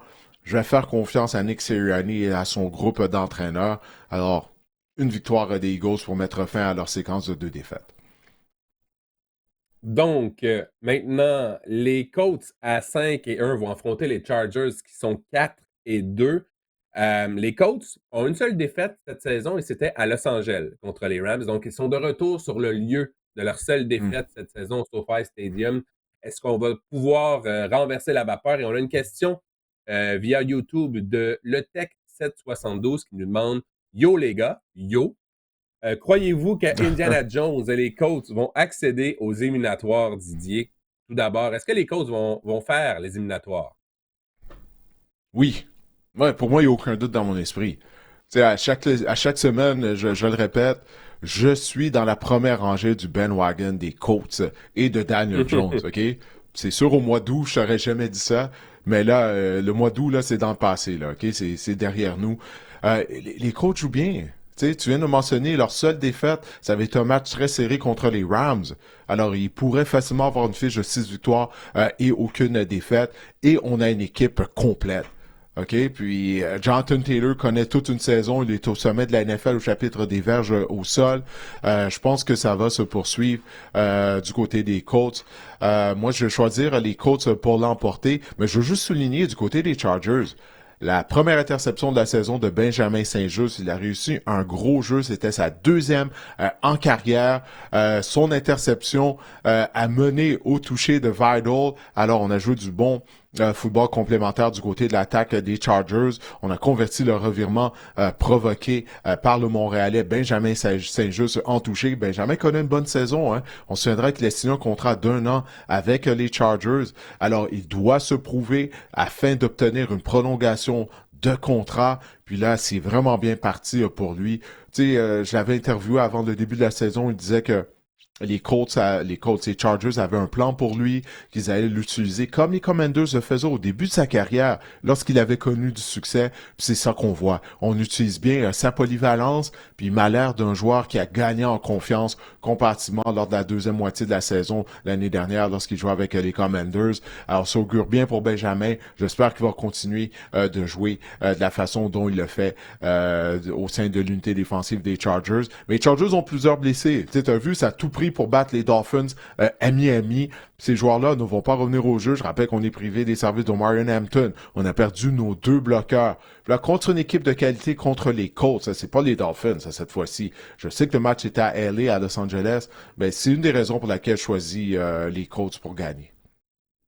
Penses-tu que les Colts vont, par exemple, décider de ne pas s'échauffer avant la rencontre parce que c'est là que les blessures surviennent? Je ne sais pas si tu as vu ça. Anthony Richardson qui s'est blessé durant l'échauffement avant la rencontre avec un élastique, là, une bande élastique. Il s'est fracturé un os. Je l'avais dans mes notes. Dans un œil. Et Trevor Ward, là, qui a également subi une commotion lors de l'échauffement. Je pense que pour le bien des Colts, d'ici la fin de la saison, on va éviter de s'échauffer avant la rencontre et y aller et embarquer, là, disputer la rencontre frette, comme on dit en bon québécois. Mais les Colts ont dû mettre Brett Rypien sur contrat, là, étant donné que Richardson est sur la liste des blessés. Il joue même pas, puis il a trouvé une façon de se blesser, Marc-André. Faut le faire. Faut le faire. Ah, c'est incroyable. Faut le faire. Ouais. Faut le faire. Mais là, toi, qui tu choisis entre les Colts et les Chargers? Moi, je vais prendre les Colts. La ligne à l'attaque des Colts, on oublie à quel point qu'elle fait du travail exceptionnel. Elle ouvre des brèches pour Jonathan Taylor. Elle a loué seulement 5 sacs du corps cette saison. Les Chargers sont favoris par 1,5 au preneur au livre à Vegas, mais je prends les Colts pour l'emporter. Et surveiller Kimani Vidal la semaine dernière, qui a quand même connu du succès au sol. 18 courses, 124 verges pour les Chargers. Ben ouais. Par contre, mon petit doigt me dit que la pitoyable défense des Dolphins a quelque chose à voir avec des succès au sol d'un porteur de ballon, d'un troisième porteur de ballon dans une équipe, mais quand même, juste vous mentionner qu'il a connu du succès pour les joueurs fantasy parmi vous. Mais oui, je prends les Colts pour l'emporter. Moi aussi, ils vont pouvoir venger leur défaite subie au SoFi Stadium contre les Rams plus tôt cette saison. Les Falcons, qui sont 3-2, vont affronter les 49ers, qui sont 4-2. C'est le match du dimanche soir. San Francisco, favori par 2,5 en enrôlé. Du côté des Niners, on pense que peut-être que des joueurs seront de retour enfin dans la formation. On parle de Brock Purdy, de George Kittle et Ricky Pearsall, entre autres. Et ce qui est fascinant, as-tu vu Johan Jennings, qu'est-ce qu'il a mentionné, Didier? Il joue présentement au football avec des côtes fracturées, 5 Ouais. côtes fracturées et une entorse à la cheville. Tout un guerrier quand même. Je sais pas comment il fait pour jouer avec 5 côtes Ouais. fracturées, là, si c'est réellement le cas. J'ai aucune idée. Juste une côte fracturée, c'est tellement douloureux, là. Juste en respirant, ça fait mal. Alors ouais, écoute, c'est tout à son honneur. Mais les Niners, là, t'as parlé des joueurs qui pourraient, encore une fois, je rappelle qu'on enregistre ce podcast ce mercredi matin. Alors, on n'a pas encore de mise à jour sur l'état de santé de certains des blessés. Mais si ces joueurs-là reviennent, bon, c'est sûr que c'est une bonne nouvelle, c'est du côté de l'attaque. Mais défensivement, Marc-André, là, on est Fred pour le Warner. restant de la saison sans nos deux meilleurs joueurs. Fred Warner, qui a subi une fracture et une dislocation à une cheville. C'était vraiment pas beau à voir. Je sais pas si tu as vu les images. Ouk. C'était affreux.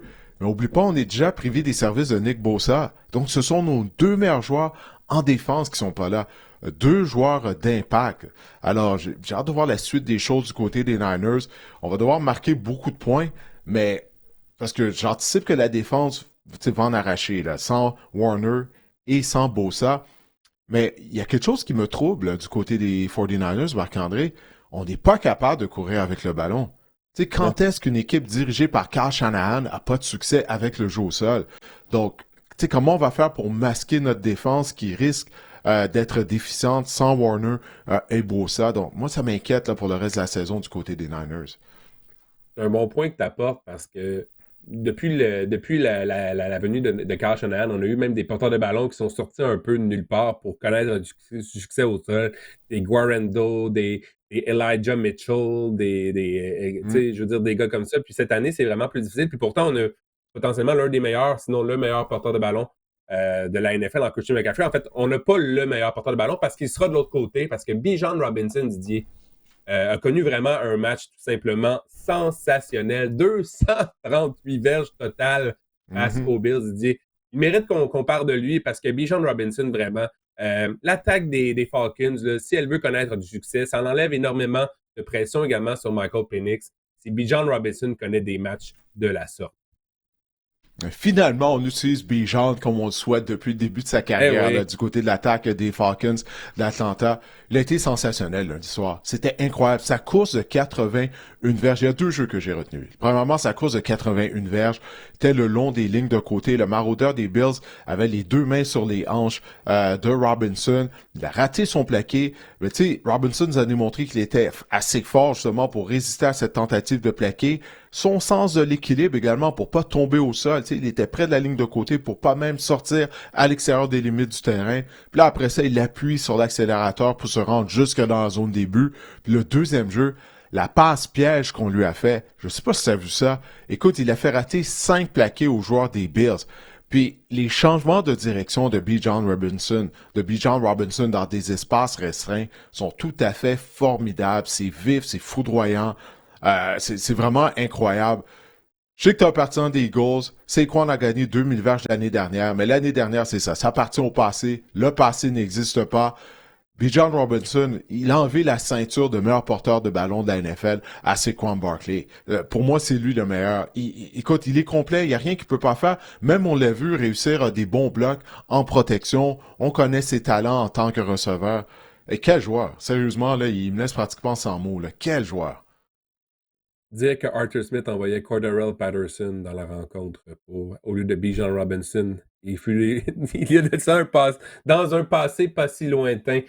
Moi, je vais prendre les Ouais. Falcons pour l'emporter. Didier, dans ce match-là, tu as parlé un peu de l'incapacité au sol des 49ers. Les Falcons d'Atlanta, il faut parler un peu de la défense qui est vraiment légitime. Ils connaissent du succès en défense, celle des Falcons.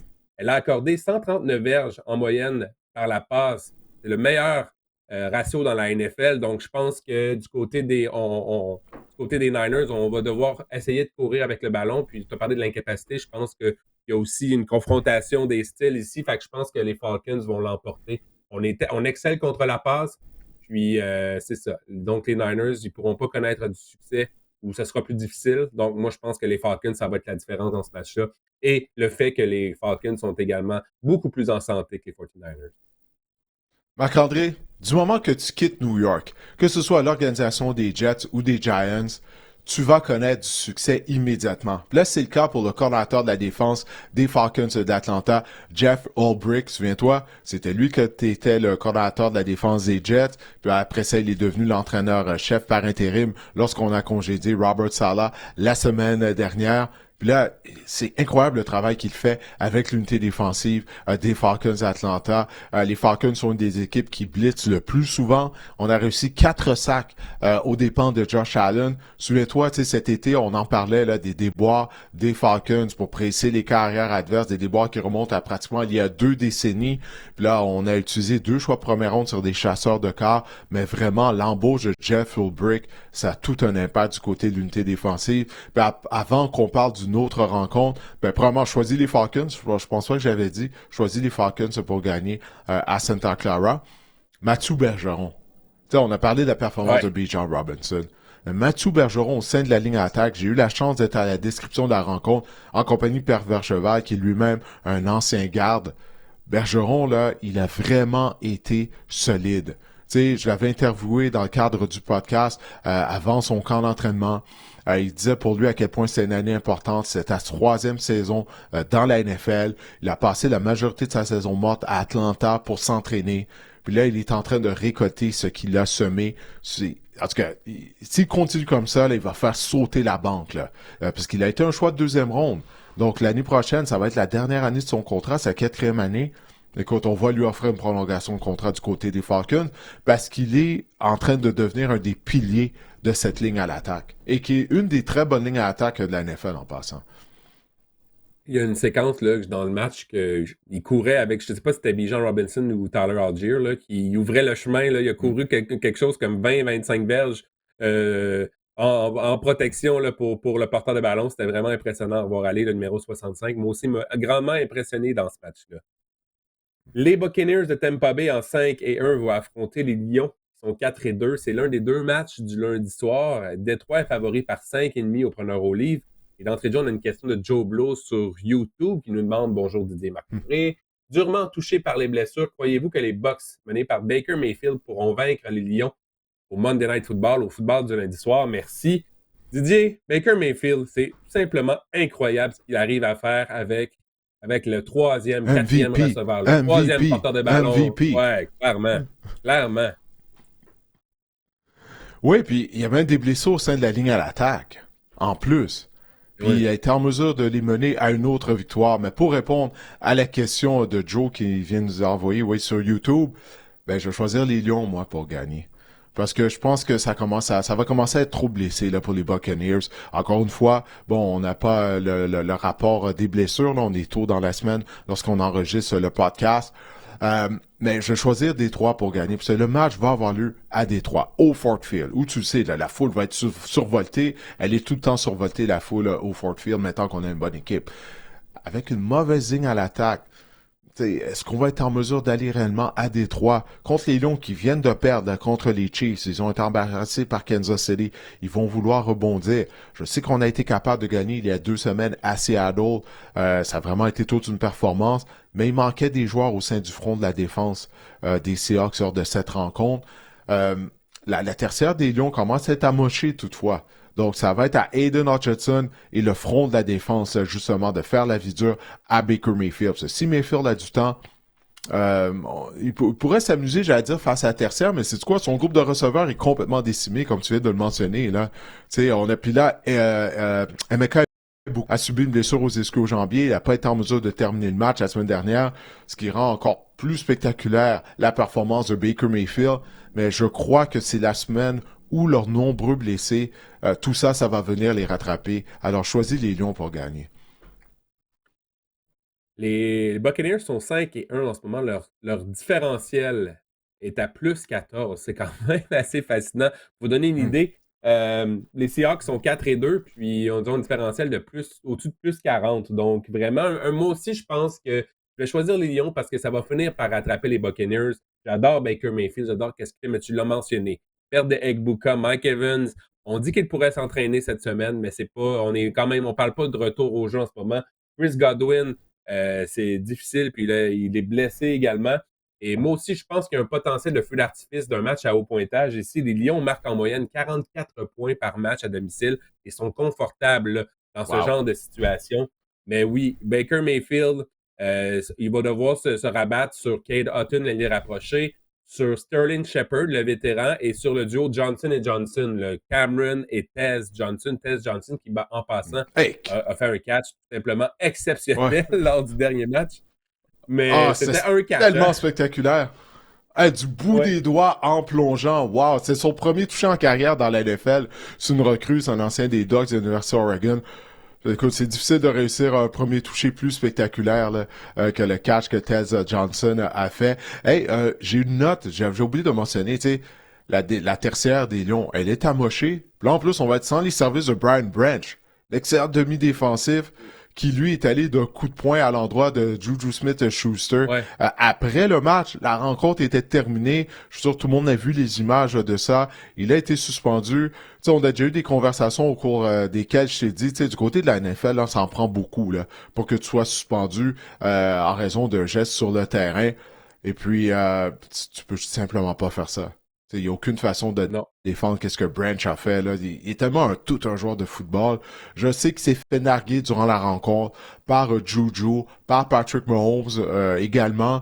Puis les arbitres n'ont pas donné pénalité. Ils auraient dû pénaliser Mahomes et Smith-Schuster pour avoir nargué Brian Branch. Mais là, il a décidé de se faire justice lui-même. Tu peux pas faire ça. Parce que, écoute, tu fais ça dans la vie de tous les jours. T'es emprisonné, là. Juju Smith s'attend pas à ça, tu lui fais un coup de poing, je sais qu'il portait toujours son casque, mais quand même, là, Branch peut pas faire ça. Donc, en plus des blessés, Branch sera pas là parce qu'il est suspendu. Alors, comme je l'ai dit tout à l'heure, c'est le front de la défense des Lions mené par Aiden Hutchinson qui va devoir sonner la charge défensivement, sinon Baker va se sauver du Ford Field avec un autre miracle. Moi, je prends les Lions également pour l'emporter dans ce match-là. Les Texans à 2-3, c'est l'autre match du lundi soir. Les Texans 2-3 contre les Seahawks, qui sont 4-2. Seattle est favori par 3,5. Ça va être un duel entre CJ Stroud et Jackson Smith et Jigba, deux anciens coéquipiers à l'Université Ohio State. C'est intéressant. Moi, je veux t'amener sur Jackson Smith et Jigba sur JSN. Didier, 696 verges depuis le début de la saison. Il est le meneur chez les receveurs de la NFL. Il est ciblé 36% du temps par Sam Darnold. On dirait que parfois, il y a juste lui qui existe sur le terrain. Il connaît toute une saison. Là. Si tu vas regarder là, son game log, ses statistiques à chaque rencontre, il est productif. Là. On essaie ici à l'écran pour les gens qui nous regardent via YouTube, mais je vais mentionner ses statistiques à chaque semaine depuis le début de la rencontre pour les gens qui nous écoutent en audio.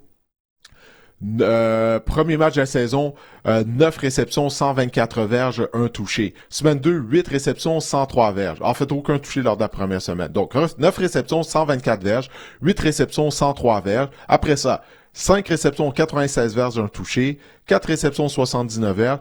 8 réceptions, 132 verges et 1 touché. Et la semaine dernière, 8 catch, 162 verges et 1 touché, Marc-André. Donc, je pense qu'il a répondu aux questions qu'on avait. Lorsqu'on s'est départi de DK Metcalf, qu'on a envoyé Metcalf à Pittsburgh pour avoir une transaction durant la saison morte, JSN est un receveur numéro 1. Je crois que c'est sans équivoque. La chimie a été instantanée avec Sam Darnold, mais l'héros obscur de l'attaque des Seahawks de Seattle, en fait, il y en a 5. Ce sont les 5 joueurs de la ligne à attaque, Marc-André. On a accordé seulement 7 sacs en 6 rencontres. Ouais, vraiment, 7 sacs en 6 rencontres. On crée des brèches pour le jeu au sol. Tu sais, c'est un point d'interrogation, hein, parce qu'on avait des ennuis au niveau de la ligne à attaque l'année dernière. On se disait, wow, Sam Darnold derrière cette ligne à l'attaque-là, on a utilisé des ressources durant la saison morte pour améliorer la ligne à attaque, et ça rapporte, là, présentement. Ça rapporte gros à Seattle maintenant. Effectivement. Moi, je vais prendre les Seahawks pour l'emporter, même s'ils ont une fiche de 1-2 à domicile cette année. Je pense que les Seahawks, là, je pense que les Texans, je sais qu'on va revenir d'une semaine de congé, on a eu du temps pour se préparer, mais je pense que les Seahawks forment à ce moment dans la saison une bien meilleure formation. Ouais, moi aussi, je vais choisir Seattle pour gagner le match. Parce que les Texans, ils doivent me prouver qu'ils sont réellement améliorés. Tu sais, ils ont vaincu les Ravens de Baltimore, les Titans du Tennessee avant leur semaine de congé. Je m'excuse. C'est deux des pires défenses de toute la NFL depuis le début de la saison. Au moins, on a fait ce qu'on avait à faire. Tu sais, on a marqué 44 points contre Baltimore. Tant mieux. Mais je peux pas encore dire qu'on a tourné le coin, qu'on s'est amélioré, que tous les problèmes qu'on a eu depuis le début de la saison en termes de protection et tout sont derrière nous du côté des Texans. Ils vont devoir me le prouver. Alors moi, j'y vais avec Seattle. That's it. Maintenant, en rafale, Didier, on va essayer d'accélérer. C'est toujours un défi pour nous deux. Hein? Les Steelers à 4-1 vont affronter les Bengals qui sont 2-4. C'est le match du jeudi soir. Didier, ce sera un match présenté par Cialis alors que les deux plus vieux quarts de la NFL vont s'affronter en Aaron Rodgers, 40... Fais attention à ce que tu dis. T'es rendu dans la quarantaine, toi aussi, Marc-André. T'es rendu dans la quarantaine, toi aussi, là. Hein? T'as eu 40 ans cette année. Bon. Est-ce que tu viens de nous révéler quelque chose? Duel entre Aaron Rodgers et Joe Flacco, oui, les deux plus vieux quarts de la NFL. Est-ce que, si vous vous demandez, est-ce que c'est la première fois que deux quarts de 40 ans vont s'affronter? Eh bien, non. Drew Brees et Tom Brady se sont affrontés lorsqu'ils avaient 40 ans, et c'est à 3 occasions. C'est la seule autre fois, par exemple, que deux quarts de 40 ans se sont affrontés.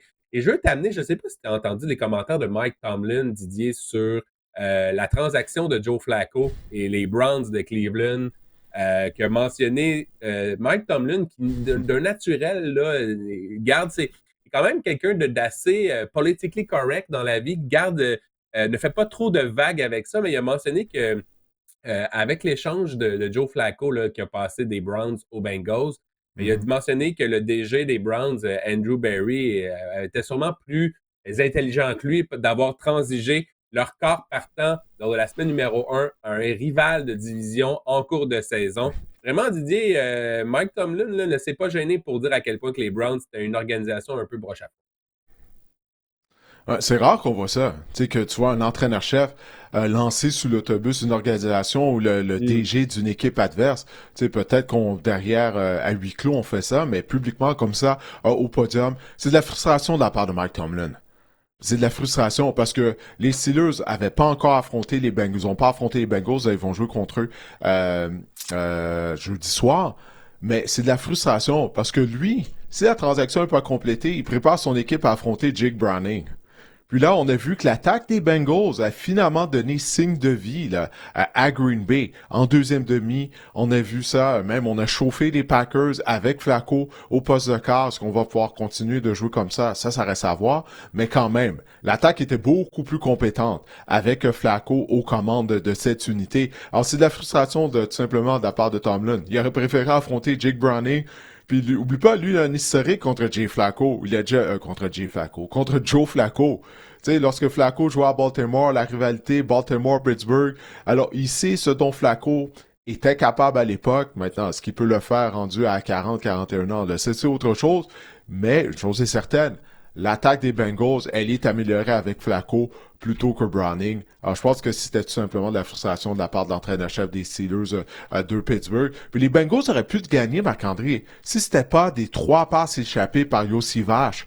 Tu sais, le receveur numéro 3 de Cincinnati, il pouvait rien attraper contre les Packers. Je te dis, s'il attrape ces 3 passes-là, peut-être que les Bengals leur remporté. Bref, je vais choisir les Steelers pour gagner à Cincinnati jeudi soir. Mais là, l'espoir renaît. Tu sais, un match présenté aux heures de grande écoute, la foule va être bruyante. C'est ça, le Tomlin, il est conscient de tout ça. Puis là, il se dit, mon Dieu, le match va devient beaucoup plus difficile à cause qu'on a Flacco. Puis la dernière chose que je veux dire de cette transaction-là, Andrew Berry, son travail, c'est d'aller chercher la plus grande valeur en retour de Flacco.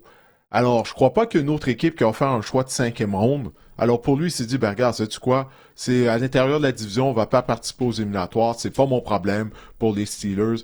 Moi, je peux avoir un choix de 5e ronde. Je crois pas qu'il y aurait une autre équipe qui lui a offert, qui demandait un choix de 5e ronde pour Flacco. Alors, il a fait ce qu'il avait à faire.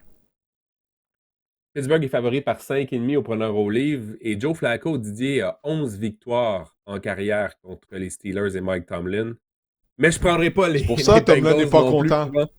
Non? Je ne prendrai pas les Bengals. Je vais prendre les Steelers, même si les Bengals vont arborer leur uniforme là, de tigre blanc, le tigre du Bengale blanc, leur casque blanc. Je prends les Steelers pour l'emporter dans ce match-là.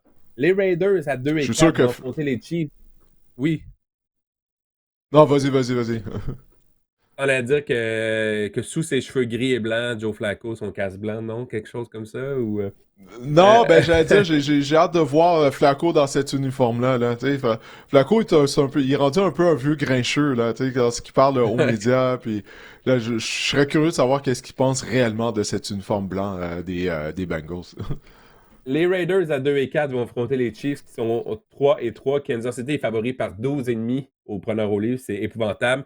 Côté Kansas City, on s'attend au retour de Rashee Rice. En fait, ça va venir aider une attaque qui... Patrick Mahomes, Didier, on oublie. Depuis le début de la saison, il connaît un début de saison exceptionnel. Il est d'ailleurs le meilleur corps fantasy, parenthèse, en ce moment, Patrick Mahomes, après 6 semaines. Il était responsable de 4 touchés, 3 par la passe et 1 au sol lors du dernier match. Moi, je prends les Chiefs pour l'emporter. Ils ont récolté 13 victoires lors de leurs 15 dernières duels contre les Raiders. Et les Raiders, vraiment, c'est quand même pathétique, même si on l'a emporté la semaine dernière. Je prends les Chiefs pour l'emporter. Ouais, on a gagné contre... c'est contre qui? Oh, les Titans. Ben ouais. Puis t'as vu qu'est-ce qui est arrivé, qu'est-ce qu'on a fait immédiatement après le match du côté du Tennessee. Bref, on est supposé y aller en rafale. Les Chiefs sont de retour, Marc-André. C'est aussi simple que ça. Les Chiefs sont de retour avec Rashee Rice qui revient au jeu. Donc les Chiefs sont de retour. Là. On l'a vu contre les Lions de Détroit. Le mauvais début de saison, là, c'est chose du passé. Là. Kansas City est de retour. Et les Chiefs ont marqué 28 points lors du 3e rencontre consécutive pour la première fois depuis 2021, Marc-André. Alors ça, c'est un signe que les Chiefs sont de retour, je crois. Naturellement, je choisis Kansas City. Les Dolphins à 1 et 5 vont affronter les Browns à Cleveland, qui sont également 1 et 5. Cleveland est favori par 2,5 au preneur au livre. Et Cleveland n'a pas marqué plus de 17 points dans un match cette saison. Dylan Gabriel, 9 en 27 sur les passes de plus de 10 verges. Je pense que toutes ces statistiques-là vont être meilleures. On va remédier à la situation contre la piètre défense des Dolphins. Je choisis les Browns pour l'emporter. On a assisté au premier congédiement de la saison. Brian Callahan qui a été congédié par les Titans du Tennessee. Est-ce que l'entraîneur-chef perdant de cette rencontre sera le prochain à être congédié? Est-ce qu'on joue pour notre avenir là, du côté autant de Mike McDaniel que Kevin Stefanski qui est tellement critiqué à Cleveland, Marc-André, c'est fou. Et avec raison, écoute, on a tenté 52 passes avec Dylan Gabriel. Tu sais, carrière recrue qui effectue seulement le 2e départ de sa carrière, alors que Quinton Judkins est un de tes meilleurs joueurs du côté de l'attaque, porteur de ballon recrue. C'est vrai que ça fait aucun sens, tout ça. Écoute, ça va être le premier duel de carrière gaucher depuis la saison 2006. Wow. Lorsque Michael Vick, avec les Falcons, avait affronté Chris Sims. Est-ce que tu l'avais dans tes notes aussi? Ça, Non, comme statistique? j'avais pas vu ça. Non. Ouais, depuis 2006, Michael Vick contre Chris Sims. Puis non seulement ça, ça va être le premier duel de carrière gaucher hawaïen dans l'histoire de la NFL. Tua face à Dylan Gabriel, qui est également natif d'Hawaï. Bref, écoute, il n'y a rien de bon qui se passe à Miami. Écoute, il y a peut-être un mois de ça, là. Après quelques semaines, on avait dit que la marde était pognée du côté des Dolphins. Ça continue. Tua, après la rencontre au podium, parler du fait qu'il y avait un manque de leadership, qu'il y a des joueurs qui arrivent en retard aux réunions. Hey, tu fais pas ça en public. Tu parles pas de ça publiquement. Tu sais, puis là, le lendemain, on a posé la question à un joueur des Dolphins, qu'est-ce que tu as pensé des propos de Tua? Puis il a dit, ben écoute, c'est pas le genre de choses que c'est le genre de choses qu'on devrait garder à huis clos. Ça a été même son cloche du côté de Mike McDaniels. Alors, toi, essaie d'être un leader, il tente de faire preuve de leadership, mais il s'y prend vraiment de la mauvaise façon, Marc-André. Alors, ça continue de mal aller pour les Dolphins, mais je te dis, là, ça va être quelque chose à surveiller. Le perdant de cette rencontre-là, l'entraîneur-chef, sera peut-être congédié après le match. Là. Moi, je vais choisir les Browns pour gagner. J'ai plus confiance à la défense des Browns au sein des 4 unités qui seront sur le terrain. Parle d'un duel de corps gaucher. Je sais pas si Tua pourrait essayer de lancer de la droite juste pour voir qu'est-ce que ça donne. C'est une petite suggestion comme ça. Les langues sales vont dire que ça pourrait pas être pire. Les Patriots à 4 et 2 vont affronter les Titans qui sont 1 et 5. Nouvelle-Angleterre est favori, oui, par 7,5 au preneur au livre. C'est le retour de Mike Vrabel au Tennessee qui va affronter Mike McCoy, parce que oui, on a congédié Brian Callahan après une fiche de C'est fait. 4-19. Ouais, c'est épouvantable. 4-19 lors de sa tenue avec les Titans du Tennessee. Et Didier, j'écoutais Jeffrey Simmons là, qui, après la rencontre, a mentionné que ça a été la pire. Je pense que c'était le début de la fin lorsqu'il a mentionné que c'était la pire semaine d'entraînement que les Titans ont eue. Puis au début, j'ai trouvé qu'en début de saison, Didier, Cam Ward, je veux pas, on voyait un certain potentiel. On se disait les Titans ont perdu, mais on peut voir des flashs, des étincelles de la part de Cam Ward. Mais là, ça a été littéralement son pire match. Là, Ça n'a pas été facile. L'attaque, vraiment, on était statique. Cam Ward n'a vraiment pas du tout bien paru dans ce match-là. Je pense que juste après ce match-là, ben, ça sonnait le début de la fin pour Brian Callahan. On est dû pour un changement du côté des Titans. À chaque fois que je vois jouer Cam Ward, OK, dans cette équipe-là qui est dépourvue de talent, qui est désorganisée, au sein d'une organisation qui est complètement dysfonctionnelle. Parce qu'on n'arrête pas de faire, il y a un pattern là, lors des dernières années du côté des Titans du Tennessee. Marc-André, on congédie le DG, puis là, après ça, le nouveau DG garde l'entraîneur-chef qui est sur place. Puis là, après ça, on finit par congédier l'entraîneur-chef. Puis là, après ça, on congédie le DG. Tu sais, c'est une roue là, infernale qu'il y a du côté des Titans du Tennessee. Et Cam Ward, à chaque fois que je le vois jouer, je pense aux propos qu'avait tenu l'entraîneur-chef des Vikings du Minnesota, Kevin O'Connell, l'année dernière. Tu te souviens, bon, Sam Darnold avait connu des succès. Puis Kevin O'Connell avait dit, il y a beaucoup plus d'équipes qui ruinent de bons joueurs de carrière que de carrières qui ruinent des équipes, que des jeunes cars.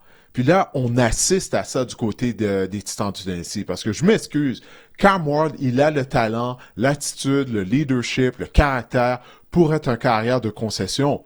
Mais c'est complètement dysfonctionnel. Alors là, sa saison partant, parce qu'oublie pas, là, il en est déjà rendu à son 2e sélectionneur de jeu déjà. On n'a même pas atteint la mi-saison. Sa saison carrière, ça va être du gaspillage. Sa saison recrue à Cam Ward, je veux dire, ça va être du gaspillage. On est en train de ruiner sa saison recrue. C'est vraiment pitoyable qu'est-ce qui se passe au Tennessee. Je sais qu'on a préparé également un tableau là, sur les 4 derniers premiers choix du repêchage là, qui chacun ont vu leur entraîneur-chef être congédié au cours de leur année recrue. Donc, on parle de Cam Ward ici avec Brian Callahan qui vient tout juste de se produire. En 2024, Caleb Williams, on avait congédié Matt Eberflus. En 2023, Bryce Young, on avait congédié Frank Wright. Et en 2021, le Trevor Lawrence, premier choix au total, on avait congédié évidemment Urban Meyer. Didier, donc c'est comme ça a bien rajouté vraiment à l'argument que tu avais, comme quoi que c'est ça. Parfois, on pensait vraiment du côté des Titans que Brian Callahan, que d'avoir Cam Ward, que de repêcher Cam Ward était le remède pour que Brian Callahan, parce qu'on disait que c'est un gourou offensif, connaisse du succès, mais c'est vraiment pas le cas. Puis on se rend compte des fois que lorsqu'on n'encadre pas bien ton premier choix au total ou un haut choix tout court, ben écoute, ça peut rapidement devenir une catastrophe.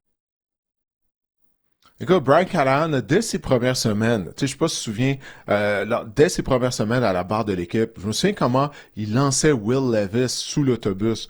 Oui, Levis en arrachait, mais c'était un jeune quart, tu fais pas ça. Tu sais, je sais comme, mais tu te prends pour qui, toi? Tu sais, tu viens d'arriver, t'as aucune expérience comme entraîneur-chef. Là, je pense que c'est lors de la 2e semaine d'activité déjà, là, tu sais, il lançait Will Levis sur l'autobus. Bref, bon, ça fait beaucoup de temps qu'on passe à parler des Titans du Tennessee. Victoire des Patriots, il n'y a aucun doute là-dessus. Alors, match revanche pour Mike Vrabel. Imagine-toi, on vient de congédier son successeur. Lui, il s'en vient, il est en tête de cette division avec un dossier de 4 victoires et 2 défaites. Puis tu peux être certain que Vrabel va être sans pitié. On va lancer le ballon au 4e quart, même si on va avoir l'avance. Écoute, les partisans vont huer. J'imagine déjà la scène au Tennessee. Ça va être un désastre, ce premier match de Mike McCoy à la barre des Titans.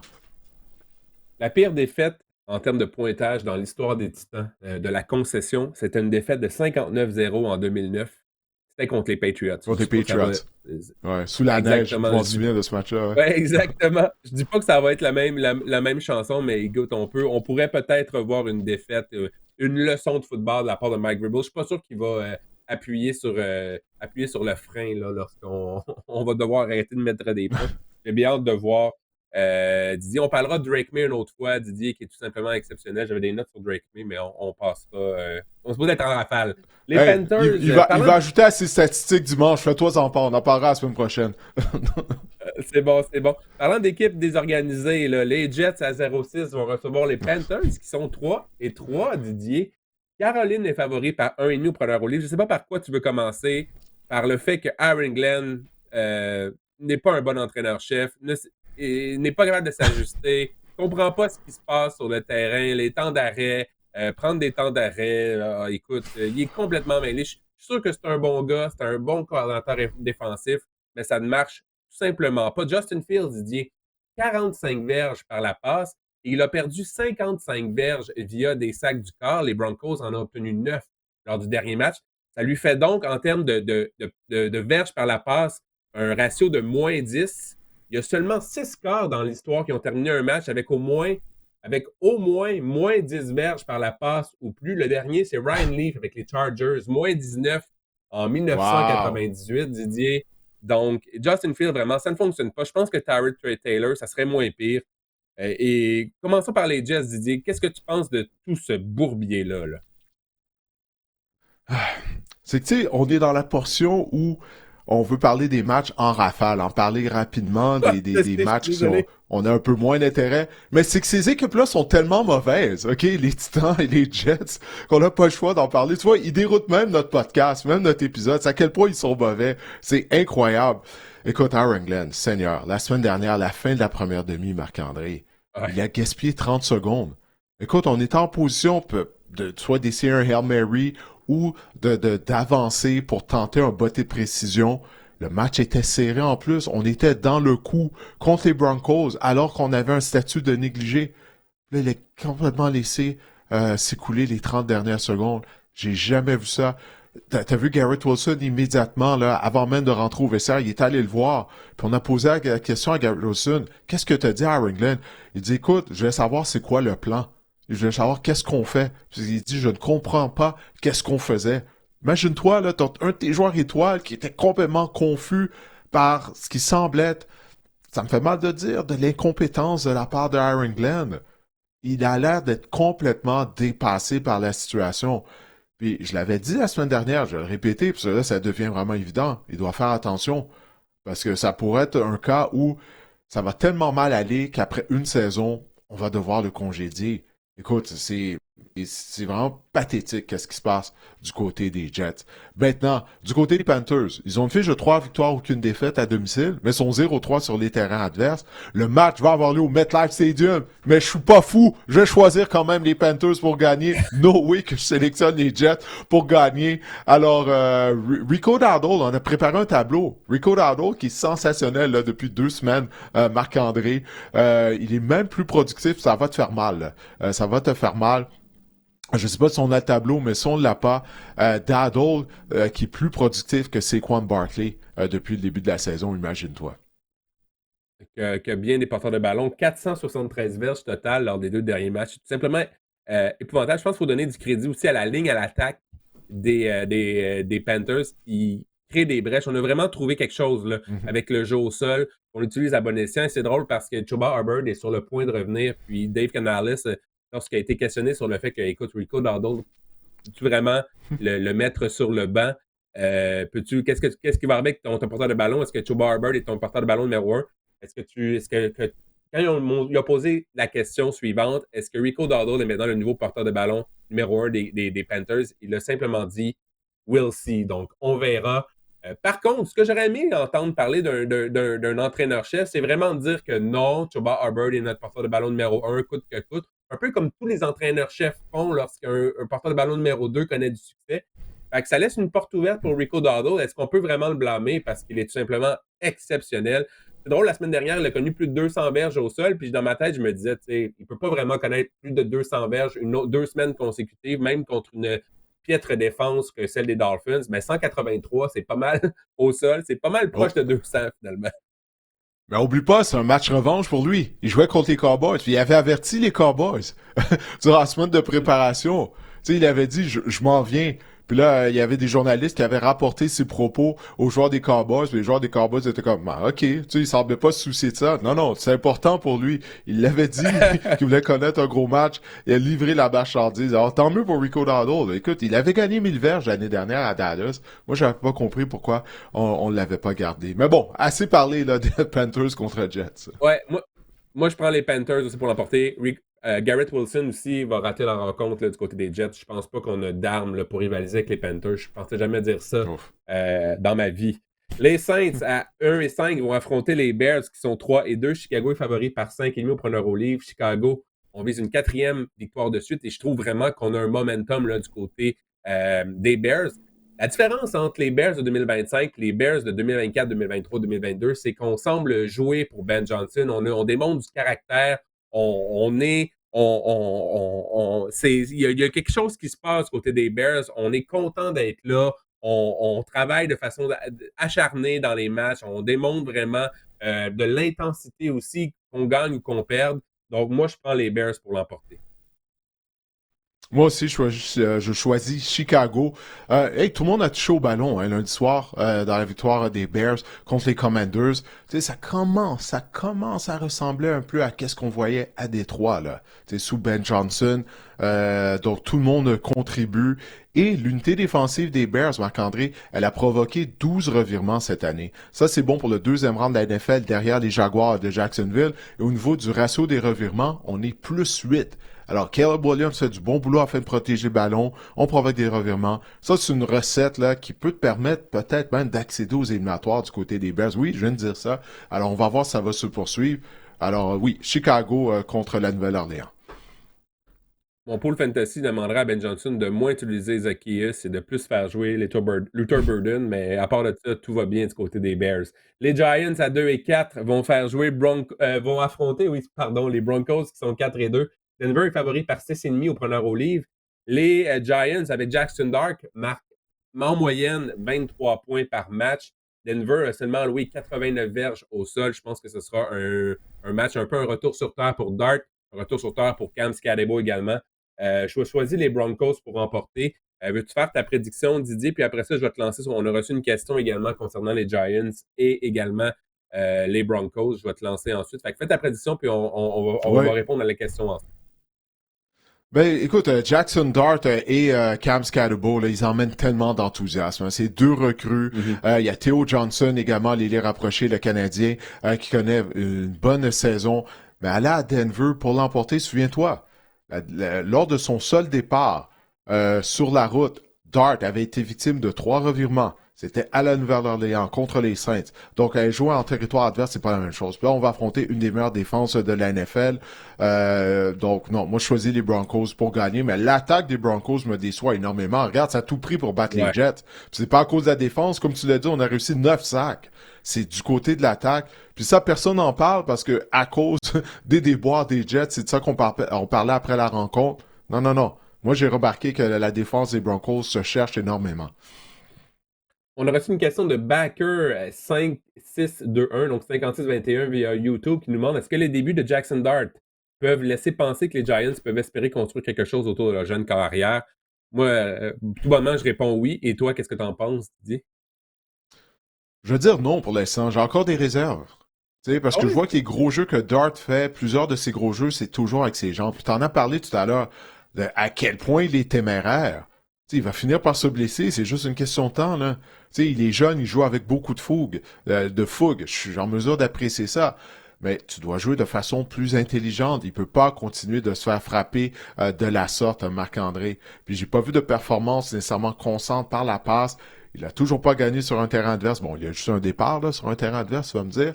Mais il reste beaucoup à prouver. Donc, je peux pas l'endosser encore et dire oui, on a notre homme autour duquel on va bâtir après quoi, 3 ou 4 départs. Là. Et il y a Thomas Frigon sur Instagram qui nous demande qui sera le joueur défensif par excellence cette année selon vous? Et si on a placé la question à ce moment-ci du podcast, je me doute de ta réponse, Didier, je te laisse aller. Ouais, Nick Bonito. C'est ça la réponse. Il est le meneur de la NFL au chapitre des sacs du quart. La défense des Broncos est une des meilleures de la NFL.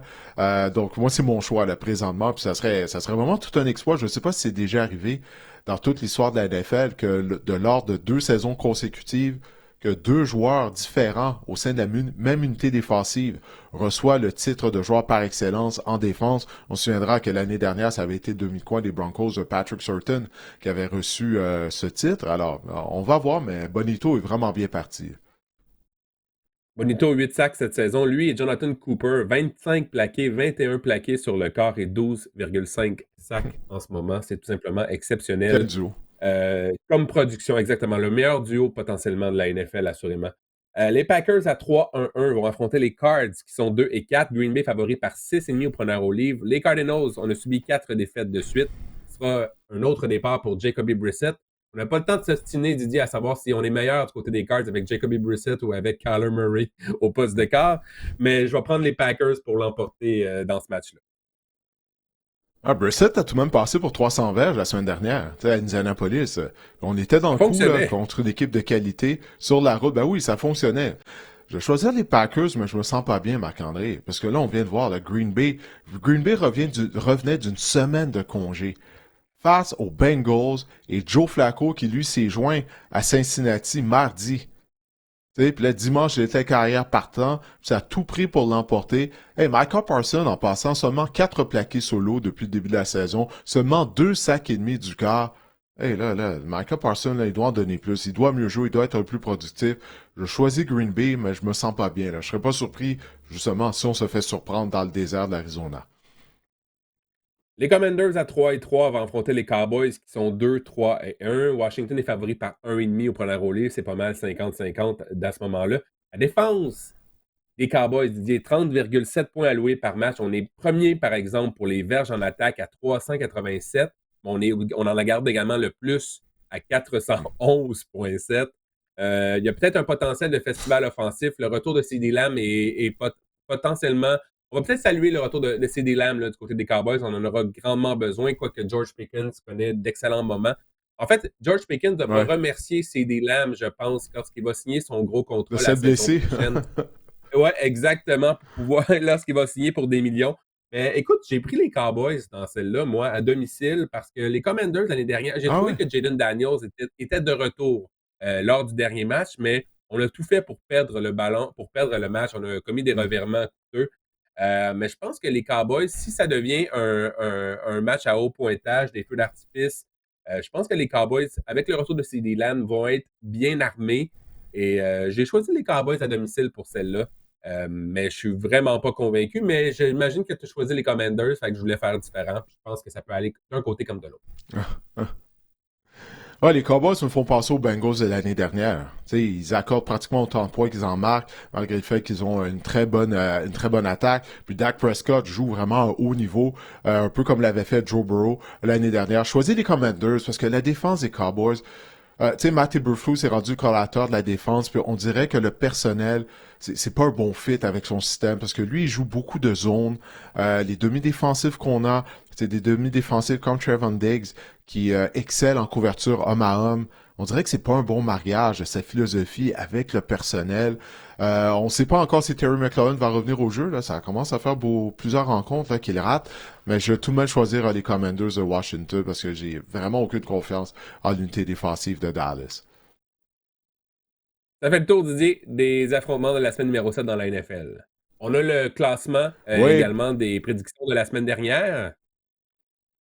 Oui, c'est ça. Écoute, on n'a pas le tableau, mais moi, j'ai eu une fiche de 10-5 la semaine dernière, toi 11-4 et Guillaume 8-9, ce qui fait en sorte que ma fiche globale est de 59-33, la tienne de 58-34. Oh, t'es juste un match derrière moi.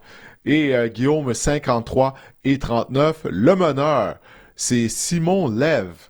Hey, 66-26, ça s'affiche. Très fort. 66-26, alors...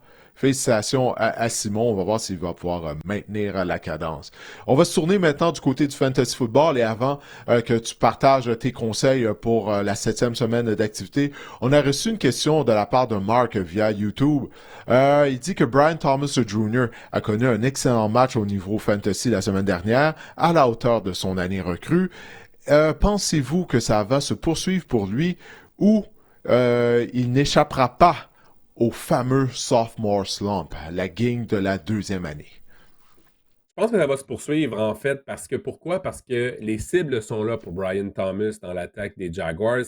Même que je vous aurais dit qu'au cours des dernières semaines, que c'était peut-être une opportunité d'aller acquérir Brian Thomas à coût modique, disons, au niveau fantasy. Là, la porte est en train, tranquillement, pas vite, de se refermer. Mais oui, je pense que ça va se poursuivre. J'ai pas peur de la fameuse gang de la 2e année parce que, justement, il est ciblé dans l'attaque par Trevor Lawrence. Tout repose évidemment sur la qualité des passes des cibles que Trevor Lawrence lui lance, évidemment.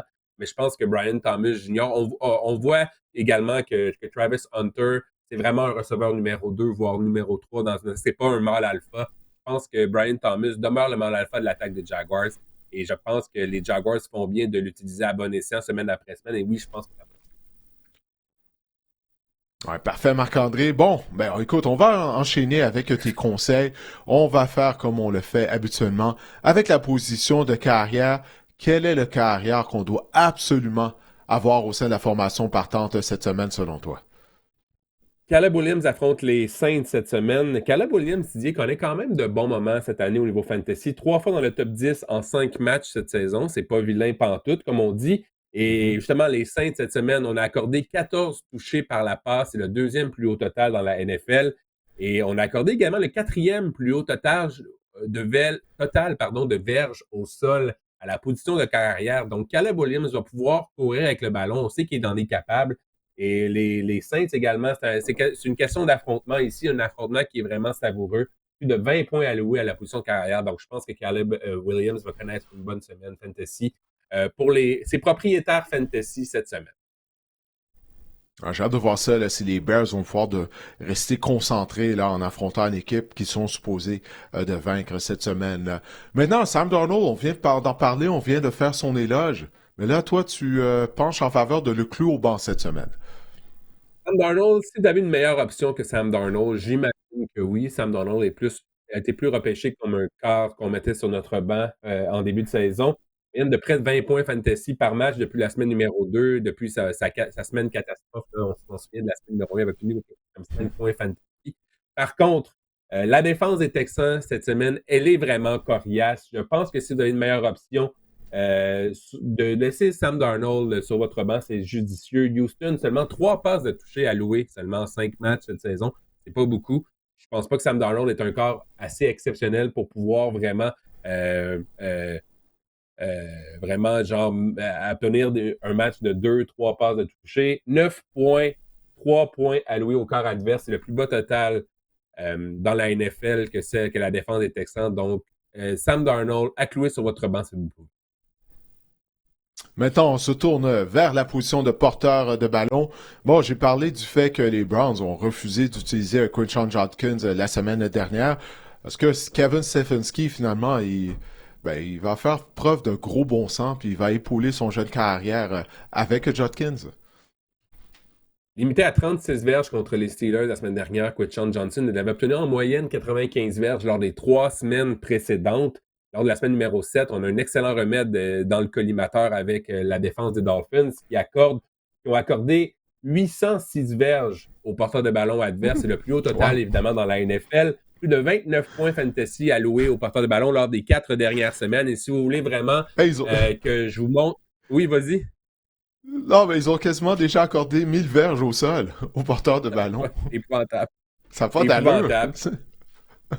Et si vous voulez que j'ajoute du poids à mon argumentaire de faire jouer Quinshon Judkins, Rico Dowdle et Kimani Vidal là, des 2 dernières semaines ont été transformés en Walter Payton et Barry Sanders donc, contre les Dolphins. Donc, je pense que Quinshon Judkins cette semaine, là, je m'attends à ce qu'il pourrait assurément là, intégrer le top 5 le top 15 à la position de porteur de ballon.